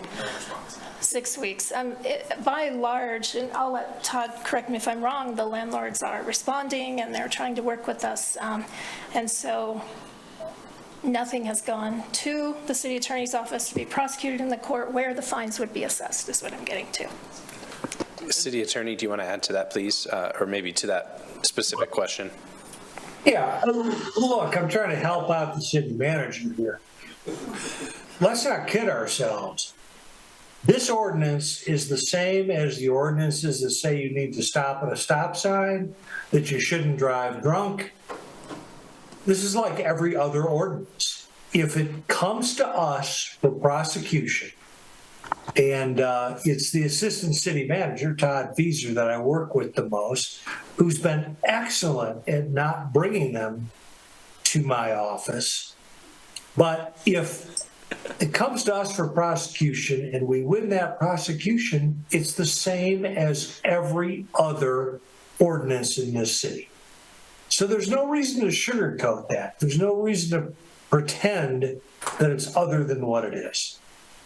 And I'm happy to answer any other questions about how this works. Thank you, City Attorney. Okay. Other questions or comments? I would just end maybe with a little bit of note between this conversation. I think there is, and while I would agree that it is not necessarily a punishment because one side has registered and one hasn't, only once we begin enforcing, right? Like that is when this change happens. So I would push back maybe on categorizing it as punishment before we are actually finished with the process. Because at this point we are still in the everybody's a good landlord, we're trying to take care of everybody phase. And, you know, once we transition, then maybe that conversation changes. But just by way of an ending thought, I thought I might leave it there. So. All right, council members. Councilor Pierce, you going to steal the last word from me? I'm sorry. Have at it. But the thing that, I mean, you know, we did this as just an experiment, right? And not necessarily an experiment, but as a process that we knew full well it was going to change and it was going to need adjustments along the way because it's a huge learning curve. I mean, we had no idea, you know, how if the community was going to be willing, right? We couldn't have predicted that some of the landlords out there just completely raised the rents like willy-nilly, crazy because they had to pay $20, you know. I mean, we didn't know any of that. So I think on our first outing with this, I think we did really good, especially focusing on habitability standards, you know, some very basic amenities. So I mean, I look forward to the next discussion, right? I mean, I think we've learned a lot, and I think we need to move forward. And that would, like you said, Mayor, it would pull us away from the punishment, no punishment discussion, because then we'd be focused on enforcement of those that don't, right? That's pretty simple. It was a better last word, but I'm going to go to Councilor Richardson, yeah, see if she can I one-up it. actually have more of just kind of a general question that I don't necessarily need answered now, but it begs the question, do we start enforcing sooner? Like, do we need to change that enforcement date from January 2025? Because we are seeing that the good landlords are doing the right thing and the bad landlords are not. And there are exceptions, for sure, but maybe we move that up and we just say we're, you know, there's been enough time. But I also know that there is a, you know, it's tricky to get folks in to make some of these changes to egress windows, so I'm just kind of floating it out there. Thank you, Councilor. All right, City Manager, anything? I just would close council by offering that I realize that in being on the page tonight that we need the ordinance in front of you at your next meeting to it says the ordinance says you will adopt the fees by resolution every 2 years, so we need to get that in front of you. But with that coming in front of you, you might contemplate a fee structure that might somehow incentivize your policy objectives around this. Thank you, City Manager. All right, we're going to go ahead and close that work session and move then to council updates and comments. And I see we still have the Vice Mayor online. Do you have any updates, Vice Mayor?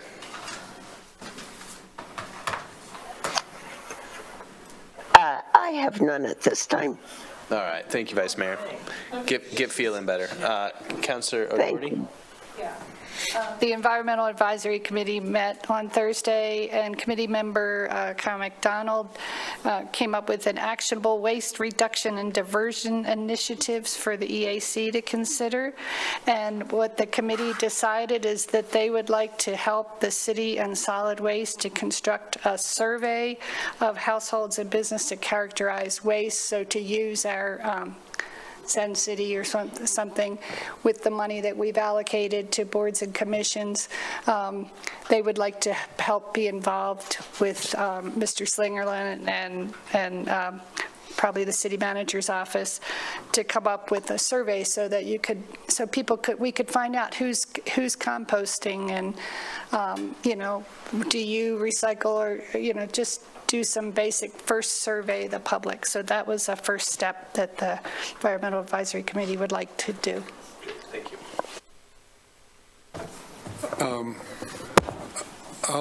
The only thing I have to report on is the WAM Summer Conference in Pinedale. Just a couple of things. One, they had some breakout sessions that Councilor Richardson and I divided up. She went to half, I went to half. And the ones that I went to were outstanding. Very informative, a lot of great ideas. And without going into those, I'll just say that I think that was done very well. Also, the governor showed up. He was late, but he showed up. And it was good to hear from him. The other thing is the resolutions that we adopted, we said no on the one on decriminalization of cannabis. That failed. Everything else passed. And so I was the voting delegate, and I was 100%. That's it. Just how we knew you would be. Councilor Pierce? I don't have any updates at this time. Okay. The Albany County Transportation Authority had our first meeting maybe a week ago, and it was fairly brief, but has, I think, a lot of promise ahead, sort of working to manage those two grant projects that we have in partnership with the county. And the university and the Epson Center both attended just as sort of stakeholders and had a lot of great information. We still don't have a chair because we're waiting on the county to select one member of the public to join the board, who we will stick with being the chair maybe. So time will tell, but I'm pretty optimistic for this group. It's a small group, but everybody seems eager to work on this issue. So, Councilor Newman, anything? No updates. Councilor Richardson? DDA has finalized a survey that they're going to put out to downtown businesses, building owners, et cetera, so that will be interesting to see what the feedback is on that. And we have an interview for an open position on that committee next week. Thank you. Councilor Gabriel?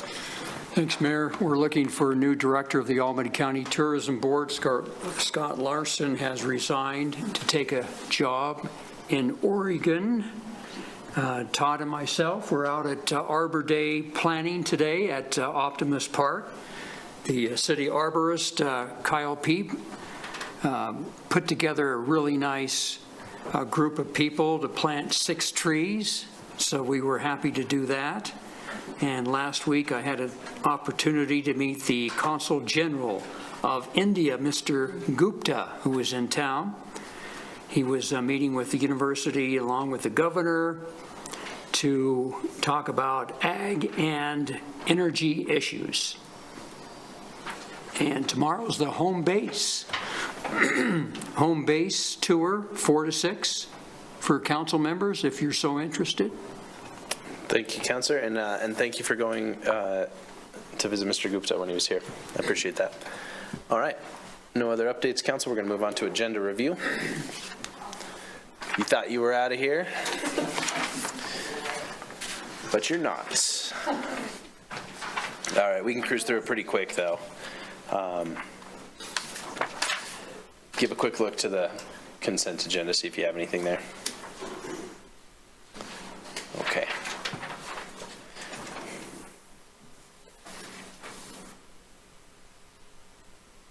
All right, we'll move on to the regular agenda, council members.